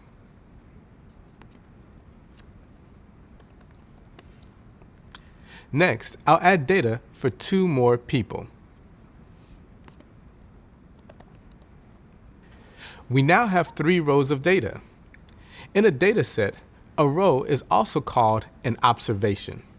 An observation includes all of the attributes for something contained in a row of a data table. In this case, row 3 is an observation of Willa Stein because we see all of her attributes in this row. So now we know spreadsheets let you do lots of things with data. You can store and organize data like we've done in this spreadsheet. But you can go even further and recognize existing data too. Here, I'll show you how. Let's say we want to organize our data by how many siblings each person has. There's a simple way to do that. First, we'll need to select all of our columns with data so that all of it is reorganized together. Then we can go to our data menu. Here we have some options. Let's select Sort Range. This will let us choose how to organize the column. Next, we'll choose A to Z, which will organize our numbers in order from smallest to largest. Now, we want to watch out for our header row, which is the word siblings, the attribute for this column. We'll check this box. This makes sure the word siblings stays in place. All right, now we're ready to sort. Voila! We just reorganized our data by sorting it from the smallest number to the largest. And as we go further, you'll discover lots of other ways to work with data in a spreadsheet, including functions and formulas. Let's finish with a quick example of a formula. You can think of formulas as one way of manipulating data in a spreadsheet. Formulas are like a calculator, but more powerful. A formula is a set of instructions that performs a specific action using the data in a spreadsheet. To do this, the formula uses cell references for the values it's calculating. Let me show you. Here we go. We'll click in the next cell in the siblings column. Then we'll type an equal sign. All formulas begin with this symbol. Next, we'll type in the cells we want to add together. In this case, we'll type in C2 plus C3 plus C4. Now we can press enter. And there it is. The formula has given us the total number of siblings represented in this data set. We've just analyzed some data. We'll want to store the data for later use. In Google Sheets, a spreadsheet is automatically saved in your Google Drive. For Excel and other spreadsheets, you'll save them as a file. And now you know some basics for using spreadsheets. Once you're used to these concepts, you'll be able to learn even more about spreadsheet tools. Feel free to rewatch this video and practice on your own. You can even make your own version of this spreadsheet with your own data. Bye for now.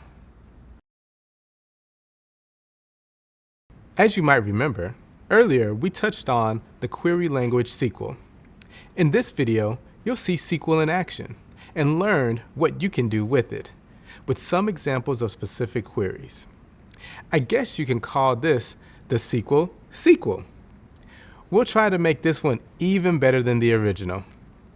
Remember, SQL can do lots of the same things with data that spreadsheets can do.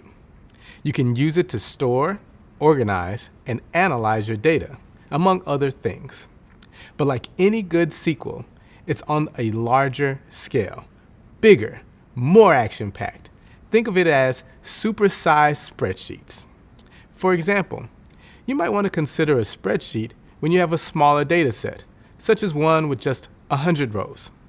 But if your data set seems to go on forever, and your spreadsheet is struggling to keep up, SQL would be the way to go. When you use SQL, you'll need a place where the SQL language is understood. If you've ever gone somewhere and not known the language, it can be challenging to communicate. You might think you're asking for one thing and get something completely different. Well, SQL knows the feeling. SQL needs a database that will understand its language. So let's talk. There are a number of databases out there that use SQL. You may use several of them during your time as a data analyst. But here's the thing. No matter which database you use, SQL basically works for the same in each. For example, in SQL, queries are universal. We've talked about queries before, but it never hurts to have a refresher. A query is a request for data or information from a database. Here's the structure of a basic query. You can see that with this query, we can select specific data from a table. By adding where, we can filter the data based on certain conditions.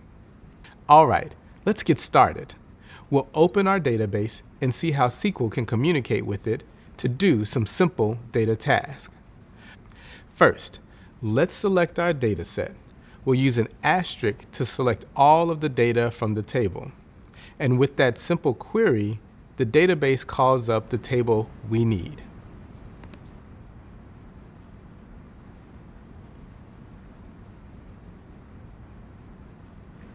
Magic.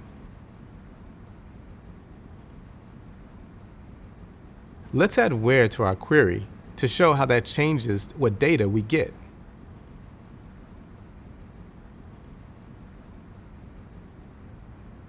You can see the data now only shows movies that are in the action genre.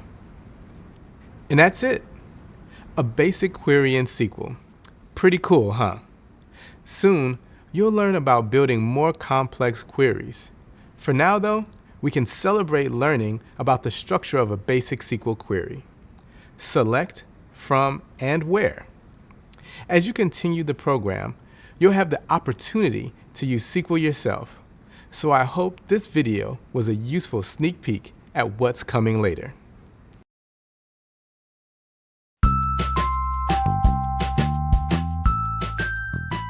I'm Angie. I'm a program manager of engineering at Google. I'm currently working on the data analytics certificate, and previously I was a researcher in people analytics. I was also what I call an analytical mercenary, working for a lot of different companies to help them make sense of their data. Every time I learn a new skill, I feel like I'm learning how to speak all over again. I remember the first time I learned SQL, I was so frustrated because everyone around me it felt like they were fluent. They knew exactly what they were doing. And I remember struggling with the most basic things, just like getting the data out of the table, right? Or I remember somebody asked me just to find like an average of something, and I kept on getting an error. And it really does feel like you're learning a new language and you're at toddler level and everyone around you is like maybe fluent. So my parents immigrated to this country when they were in their 30s. So after, they had learned another language and they had to start over and learn, English. And I remember as a child watching them struggle every day to pick up a new language, to do really basic things, like ask for help at the grocery store. I remember calling the cable company when I was 6, asking them questions about the bill because my parents couldn't. And I remember how hard they worked to learn this new language and to become fluent, and every time I'm learning a new data language like SQL or R, I think about how hard that must have been. And I think if they can do that, I can learn SQL. If they can ask for help for the most basic of things, I can ask the data analyst next to me, how to write a SQL statement, how to get data out of a table. And that's really helped me, is just having that mindset and knowing that I can ask for help. Wow, your data analysis toolbox is getting full. Learning about both spreadsheets and SQL will get you far in the world of data analysis. There's more to learn, of course, and lots more tools you'll be able to use. But your future is looking bright. And it's about to look even brighter, because we're here to talk more about data visualization. I'll tell you a little more about the role of data visualization tools in data analytics and give you a chance to see those tools in action later in this video. You might remember that data visualization is the graphical representation of information. For tons of data analysts, it's the most exciting part of their job because they get to see their hard work pay off with something interesting. Not to mention that data visualization is beautiful and useful. I was floored when I got to Google and started to get a quarterly data report in my email. It had a big slide deck where people contributed their visualizations.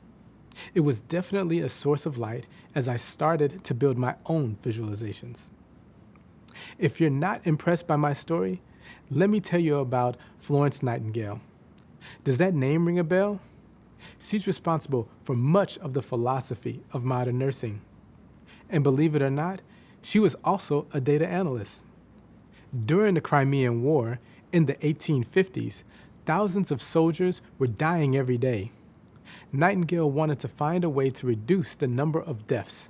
After examining the data, she found that the majority of soldiers were dying from preventable conditions.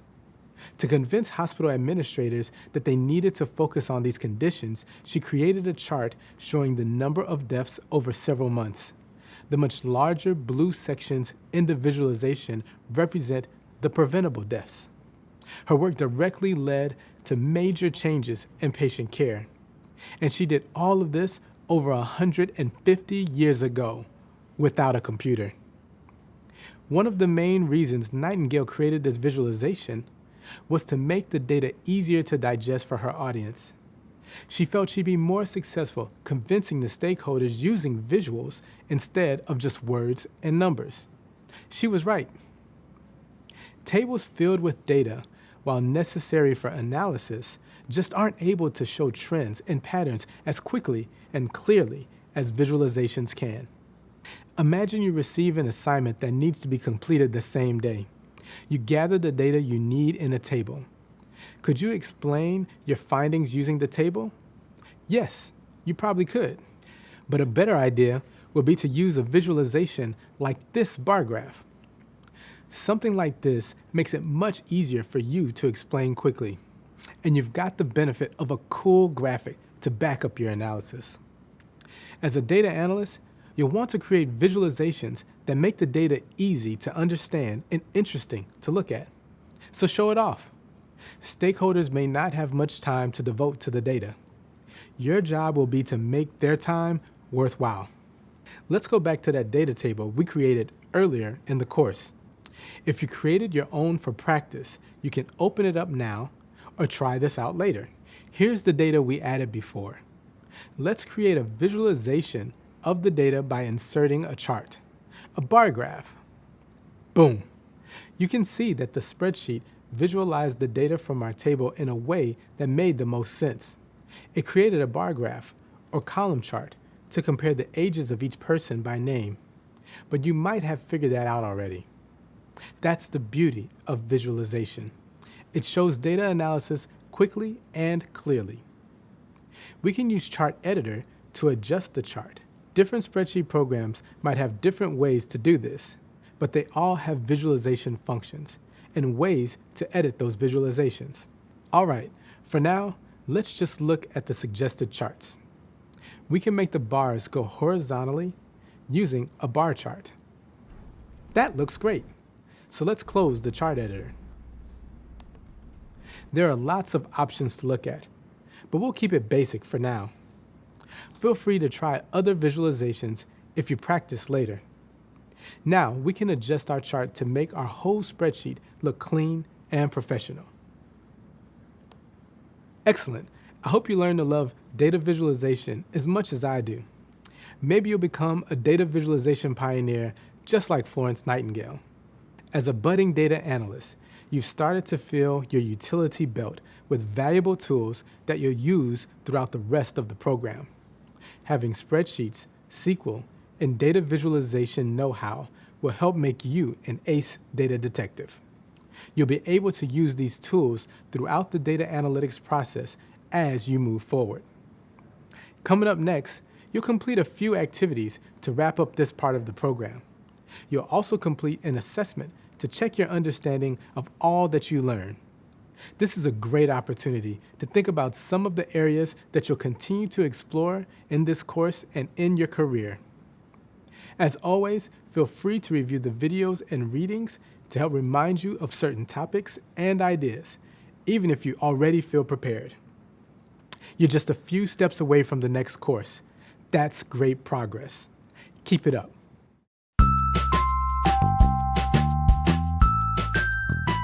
My name is Lila Jones, and I am a part of our cloud team. I get a chance to lead a team of amazing individuals that are focused on helping customers get to the cloud. Data visualizations. That's a long word, and that can also make your eyes glaze over. But I wonder if when you were little and you were with your parents, maybe they had a bedtime routine, or maybe you have children, you're doing a bedtime routine with them, you very rarely are going to come to those children with a bunch of facts and figures before they go to bed. But I bet you probably are telling them a story. You're showing them pictures. I know I always loved comic books. Pictures tell a story. Data visualizations are pictures. They are a wonderful way to take very basic ideas around data and data points and make them come alive. You can do all different types of combinations of visualizations, but the ones that are interactive, wow, those are huge. Can you imagine being an executive in an organization and trying to figure out, wow, should we open up another site in Bangkok? Does that make sense? And us being able to walk in and saying, here's why it makes sense, and having great data visualizations to support all of our points of view makes it a no-brainer. Interestingly enough, I do recall the first time I came across a super amazing visualization. It was in my personal life. I switched my budgeting software from one provider to another. And the provider that I switched to was really focused on every dollar has a job and making sure you're budgeting every single dollar. They gave visualizations that changed depending on what input you would add to it. And it really just changed my entire perspective, the entire thing. So having the data is like having the answer sheet for a test. It really just lets you know that you're going to make good decisions because it's backed up by data. Hey, great to have you back. Now it's time to get down to business. We're going to start talking about practical ways businesses are using data and the opportunities that it can create for you. So far, you've learned a lot of practical data analysis skills. With these next couple of videos, we're going to switch gears a little and talk about why you're learning these skills. Hopefully this will give you more perspective into what kinds of opportunities are out there for you. Coming up, we're going to talk more about the kinds of roles data analysts play in different industries, the tasks that these roles require, and the importance of fairness and avoiding bias in analyzing data for business tasks. We'll also talk about opportunities you can tap into and how this program factors into your future success in the data analyst role. So with all that in mind, let's get started.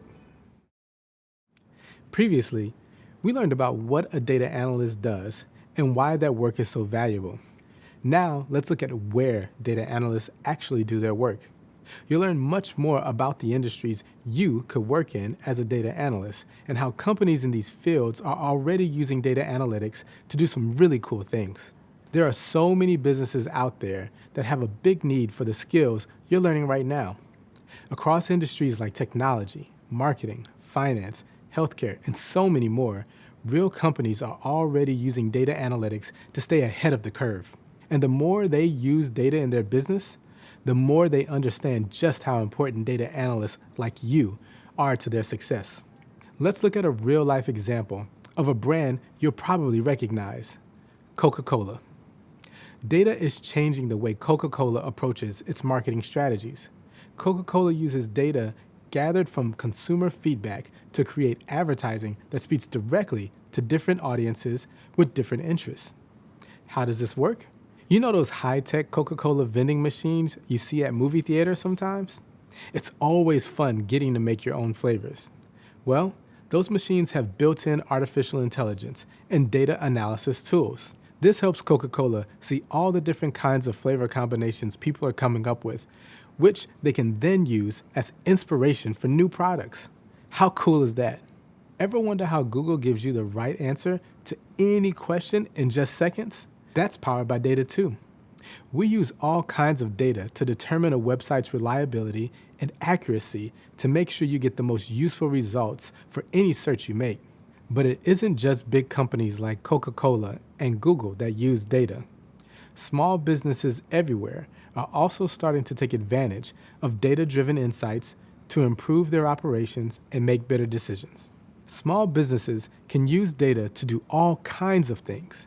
They might use data analytics to better understand their customers' buying habits, create more effective social media messaging, or, in the case of one city zoo and aquarium, predict the number of daily visitors based on local climate data. City Zoo and Aquarium realized that on rainy days, they were seeing huge drop-offs in attendance, but they had no way to accurately predict when those rainy days would hit. This made staffing a real challenge. Some days they found themselves overstaffed, other days they were unprepared for the rush of visitors. To deal with this, data analysts took years of weather records from the zoo and used that data to accurately predict future weather patterns. This made it easy for the zoo to know how much staff they needed when.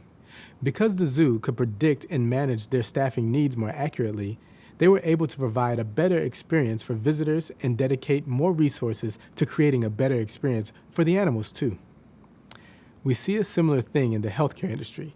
There, data analysts look at clinic attendance data to help hospitals and doctors' offices predict when rush hours will hit so they can be ready for it. Your local city hospital is a great example. Let's say they've been getting complaints about long wait times, sometimes an hour or more, which made it hard for some patients to get the care they needed. So data analysts use data about the hospital's daily foot traffic to help them make more informed decisions about how many doctors they need on staff at any given time. This helped reduce wait times, improve their patients' experience, and make better use of the healthcare workers' time too. Like I said, there are many ways that companies in different industries put data to use, but they can only do that if they have data analysts they can rely on. So you might be wondering how you fit into the equation.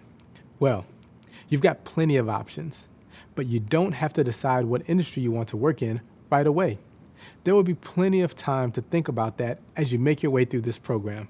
By the time you finish this program, you'll have the core skills that will make you valuable in any industry that makes data-driven decisions, which, as it turns out, is most industries, even zoos. Coming up, we'll check out the business tasks where data can be helpful, and we'll explore even more how data analysts are empowering businesses through data. I'll see you then.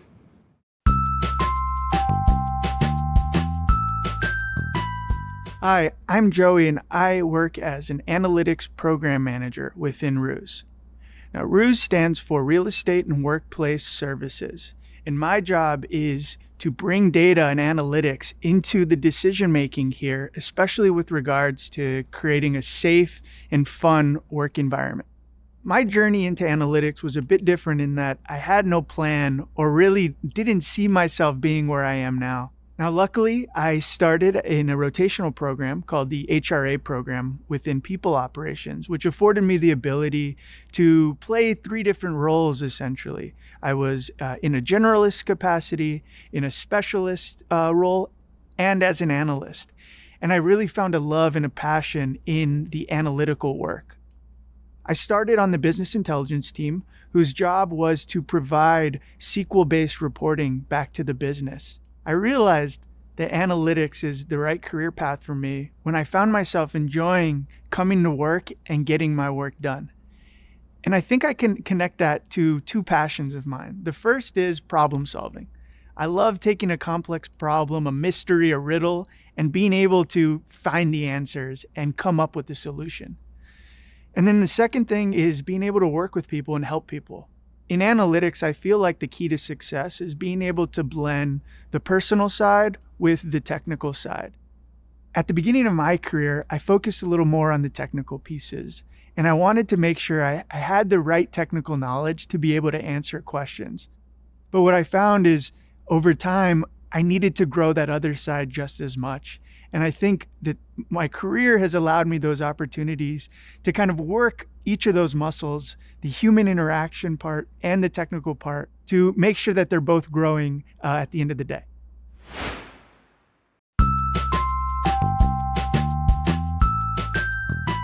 For any analyst, for any person that's honestly at the early stages of their career, understanding data, respecting data, knowing how to work with data is incredibly important because, my vision is that every role in some form or fashion will involve data, and its use in learning how to extract insights from it will be at the core of any critical role across any company or organization. Generally, in those first 2 years, you're developing the core skill sets that make you a fantastic generalist.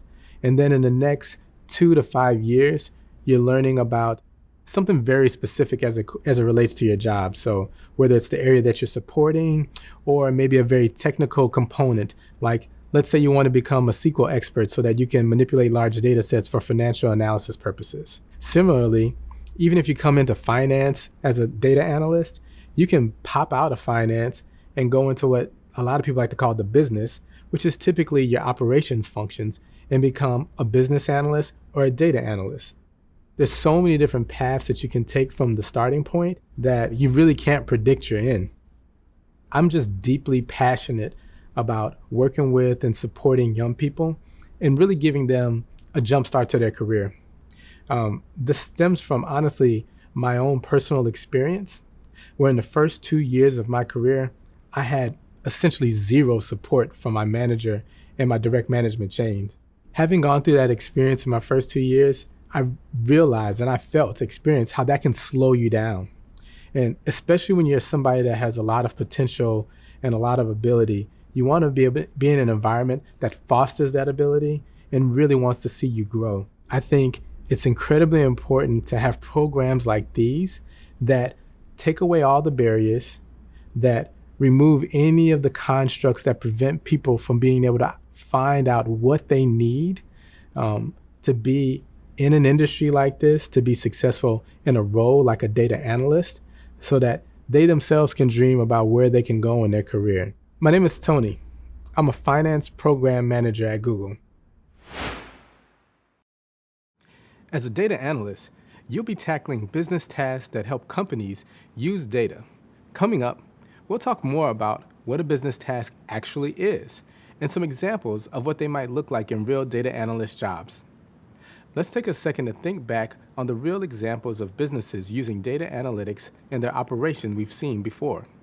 You might have noticed a common theme across every example. They all have issues to explore, questions to answer, or problems to solve. It's easy for these things to get mixed up, so here's a way to keep them straight when we talk about them in data analytics. An issue is a topic or subject to investigate. A question is designed to discover information, and a problem is an obstacle or complication that needs to be worked out. Coca-Cola had a question about new products. Data analysis gave them insights into new flavors customers already like. The city zoo and aquarium had a problem with staffing. Data helped them figure out the best staffing strategy. These questions and problems become the foundation for all kinds of business tasks that you'll help solve as a data analyst. A business task is the question or problem data analysis answers for a business. This is where you'll focus a lot of your efforts in the work you'll do for future employers. Let's stick with our zoo example and see if we can imagine what a business task for a zoo might look like. We know the problem. Unpredictable weather was making it hard for the zoo to anticipate staffing needs. So maybe the business task could be something like analyze weather data from the last decade to identify predictable patterns. The data analyst could then plan out the best way to gather, analyze, and present the data needed to solve this task and meet the zoo's goals. Then, using data, the zoo would be able to make informed decisions about their daily staffing. So we talked a little about data-driven decision-making in previous videos. But just in case you need a refresher, here it is. Data-driven decision-making is when facts that have been discovered through data analysis are used to guide business strategy. The simplest way to think about decision-making is that it's a choice between consequences, good, bad, or a combination of both. In our zoo example, the zoo had the data they needed to make an informed decision that solved their problem. But what if they had made this decision without data? Let's say they just relied on observation and memory to track the weather and make staffing schedules. Well, we already know that wouldn't have solved their problem long term. Data analytics gave them the information they needed to find the best possible solution to their problem. That's the power of data. Observation and intuition are powerful tools in decision making, but they can only take us so far. When we make decisions based on just observation and gut feelings, we're only seeing part of the picture. Data helps us see the whole thing. With data, we have a complete picture of the problem and its causes, which lets us find new and surprising solutions we never would have been able to see before. Data analytics helps businesses make better decisions, and it all starts with a business task and the question it's trying to answer. With the skills you'll learn throughout this program, you'll be able to ask the right questions, plan out the best way to gather and analyze data, and then present it visually to arm your team so they can make an informed, data-driven decision. And that makes you critical to the success of any business you work for. Data is a powerful tool, and with great power comes, well, you know the rest. And you're doing a super job taking in all of this information. Up next, we'll talk about your responsibility as a data analyst to make sure you're gathering, analyzing, and presenting data in a way that's fair to the people being represented by that data.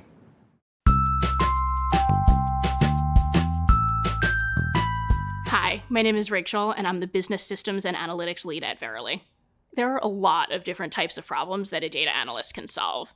I've been lucky enough over my career to have seen a lot of them and to take in a lot of very different types of data and help turn that into meaningful answers. I think one of the most important things to remember about data analytics is that data is data. I'm a finance data analyst. And so my role at Verily is to take all of our financial information, all of the information of the money we're spending and the money we're making, and turn that into reports and insights so that our business leads can understand what we're doing. One of the most important things I've done at Verily recently was help create what's called a profit and loss statement for each of our business units. And that means that in real time, our teams can see what their budget is and how they're spending against that budget. And what that does is that helps our teams keep to that budget by either increasing their revenue streams so that they have more money to play with, or pulling back their spending so that they can keep themselves within that budget. And all of that really helps keep us on track as a company and making sure that we're hitting our goals. I've found that data acts like a living and breathing thing.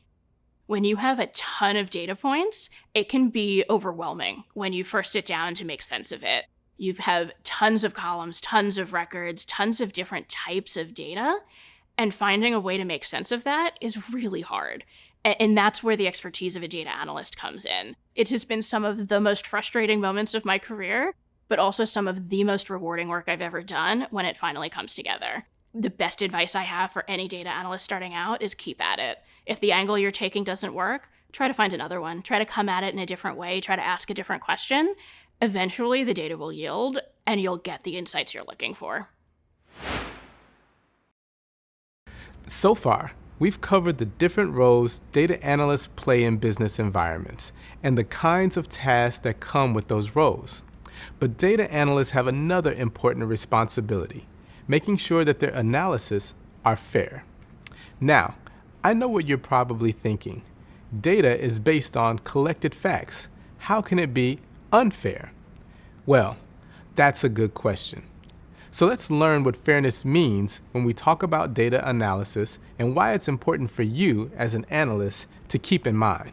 Fairness means ensuring that your analysis doesn't create or reinforce bias. In other words, as a data analyst, you want to help create systems that are fair and inclusive to everyone. Sound simple enough? Well, here's the tough part about fairness in data analytics. There isn't one standard definition of it. But hopefully the way we've just described it can give you one way to think about fairness for right now. But it's about to get a bit trickier. Sometimes conclusions based on data can be true and unfair. What can you do then? Well, let's find out with an example. Let's say we have a company that's notorious for being kind of a boys' club. There isn't much representation of other genders. This company wants to see which employees are doing well, so they start gathering data on employee performance and their own company culture. The data shows that men are the only people succeeding at this company. Their conclusion? That they should hire more men. After all, they're doing really well here, right? But that's not a fair conclusion for a couple of reasons. First, it doesn't even consider all of the available data on company culture, so it paints an incomplete picture. Second, it doesn't think about the other surrounding factors that impact the data. Or in other words, the conclusion doesn't consider the difficulties that people of different gender identities have trying to navigate a toxic work environment. If the company only looks at this conclusion, they won't acknowledge and address how harmful their culture is, and they won't understand why certain people are set up to fail within it. That's why it's important to keep fairness in mind when analyzing data. The conclusion that only men are succeeding at this company is true, but it ignores other systematic factors that are contributing to this problem. But don't worry, there's a way to make a fair conclusion here.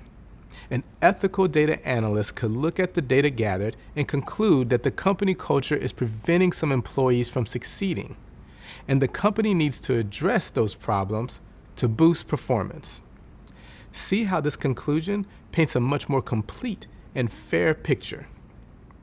It recognizes the fact that some people aren't doing as well in this company and factors in why that could be, instead of discriminating against a huge number of applicants in the future. As a data analyst, it's your responsibility to make sure your analysis is fair and factors in the complicated social context that could create bias in your conclusions. It's important to think about fairness from the moment you start collecting data for a business task to the time you present your conclusions to your stakeholders. We'll learn more about bias in the data analysis process later on in another course. For now, let's check out an example of a data analysis that does a good job of considering fairness in its conclusion. A team of Harvard data scientists were developing a mobile platform to track patients at risk of cardiovascular disease in an area of the United States called the Stroke Belt. It's important to call out that there were a variety of reasons people living in this area might be more at risk. With that in mind, these data scientists recognized that fairness needed to be a priority for this project, so they built fairness into their models. The team took several fairness measures to make sure they were being as fair as possible when examining sensitive and potentially biased data. First, they teamed analysts with social scientists who could provide insights on human bias and the social context that created them. They also collected self-reported data in a separate system to avoid the potential for racial bias, which might skew the results of their study and unfairly represent patients. And to make sure their sample population was representative, they oversampled non-dominant groups to ensure their model was including them. It's clear that the team made fairness a top priority every step of the way. This helped them collect data and create conclusions that didn't negatively impact the communities they were studying. Hopefully these examples have given you a better idea of what fairness means in data analysis. But we're going to keep building on our understanding of fairness throughout this program. And you'll get to practice with some activities.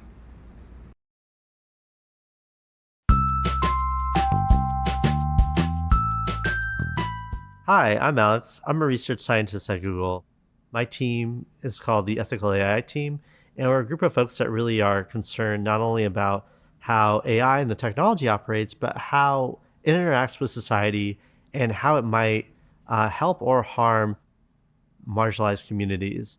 So when we talk about data ethics, we think about, what is the good and right way of using data? What are going to be ways that are going to be uses of data that are going to be beneficial to people? When it comes to data ethics, it's not just about minimizing harm, but it's actually this concept of beneficence. How do we actually improve the lives of people by using data?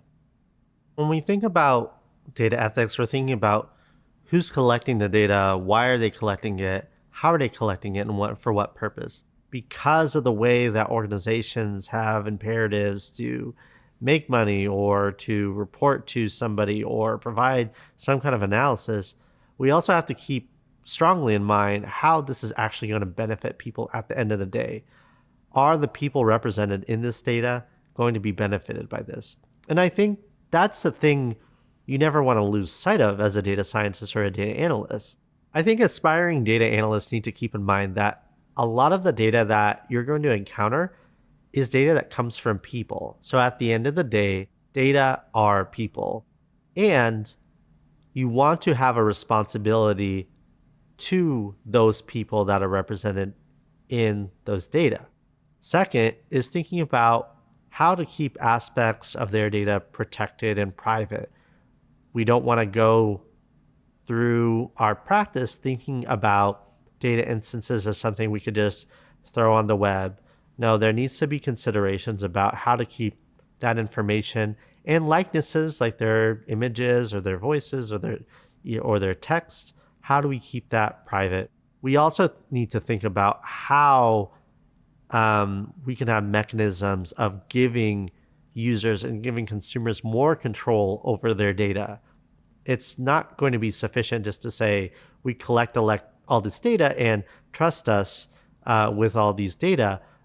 But we need to ensure that there's actionable ways in which people can consent to giving those data and ways that they can ask for it to be revoked or removed.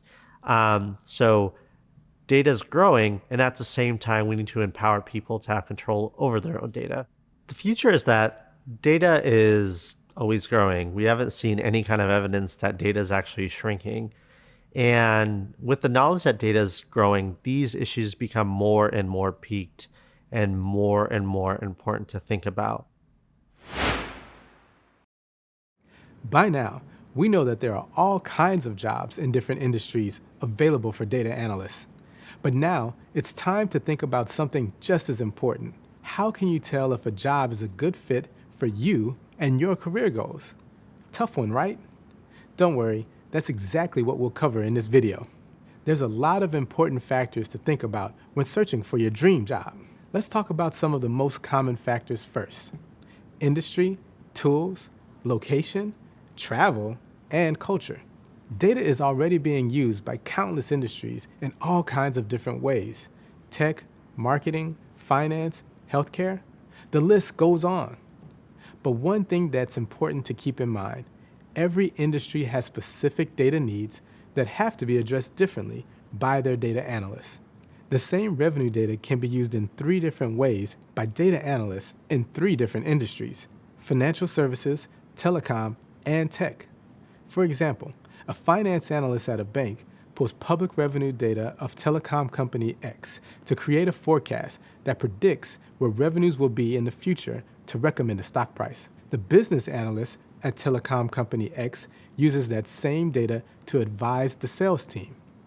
Then a data analyst at the company who created a customer management tool for telecom company X will use that revenue data to determine how efficiently their software is performing. Finance, telecom, and tech all use data differently, so they need analysts who have different skills. It all comes down to what the needs of the industry are. Those needs will determine what kind of task you'll be given. the questions you'll be answering, and even how you'll approach job searching. If you're just starting out, a great way to guide your search is to think first about what you're interested in. Does helping people get healthier sound meaningful to you? Maybe you want to focus on using data to improve hospital admissions. What about helping people save for a happy retirement? You might want a job that uses data to determine risk factors in financial investments. Or maybe you're interested in helping journalism grow in your city. A job using data to help find your local news website find more subscribers could be the perfect role for you. The key is to think about your interest early in your job search. That'll lead you in the right direction, and it'll help you in interviews too. Potential employers will want to know why you're interested in their company and how you can address their needs. So if you can speak about your motivation to work in data analytics during interviews, you'll make yourself stand out in a great way. You'll have options when it comes to where you work and who you work for.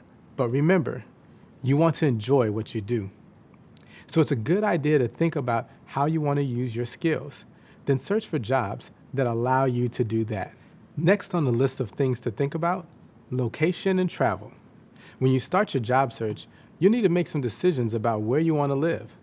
So it helps to ask yourself some questions. Does your preferred industry have opportunities in your area? Are you trying to stay local, or would you be happy relocating?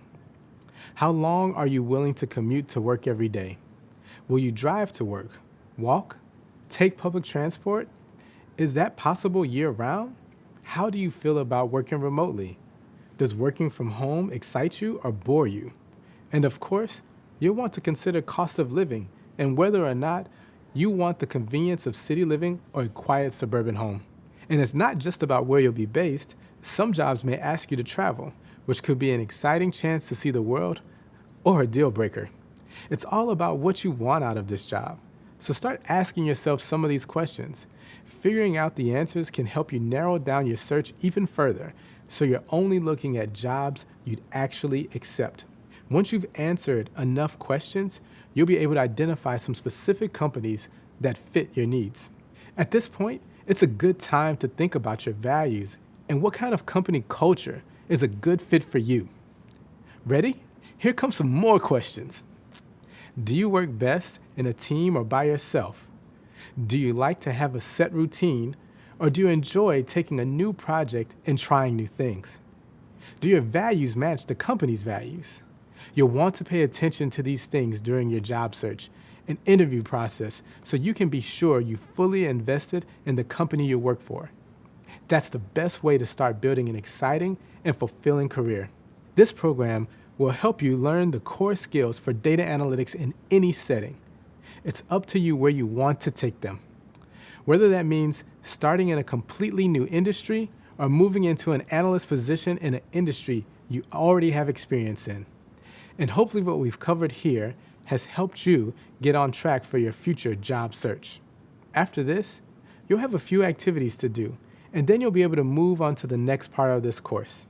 We learned a lot so far, like what kinds of opportunities are out there for data analysts in different industries, how data analysts help businesses make better decisions, the importance of fairness in data analytics, and the potential questions you can start asking yourself before your future job search. And you can always look back at these lessons if you want to review. In an upcoming course, we'll look at the skills all successful data analysts have, and you'll learn how you can start practicing them too. But before that, you'll have an assessment. Good luck, and I'll see you later.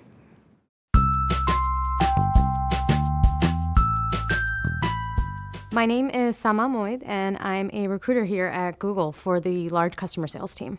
Basically, I hire talent for the sales team here. Even within the sales recruiting space, I recruit specifically for the analytical lead roles here at Google. I want the candidate to be as comfortable as possible. As a recruiter, I'm also their advocate. If they're a good fit for the team, I'd like to present them in the best light. As a recruiter, some advice I would give for a data analyst that's just starting to look for a job: think about a time where you've used data to solve a problem, whether it's in your professional or personal projects.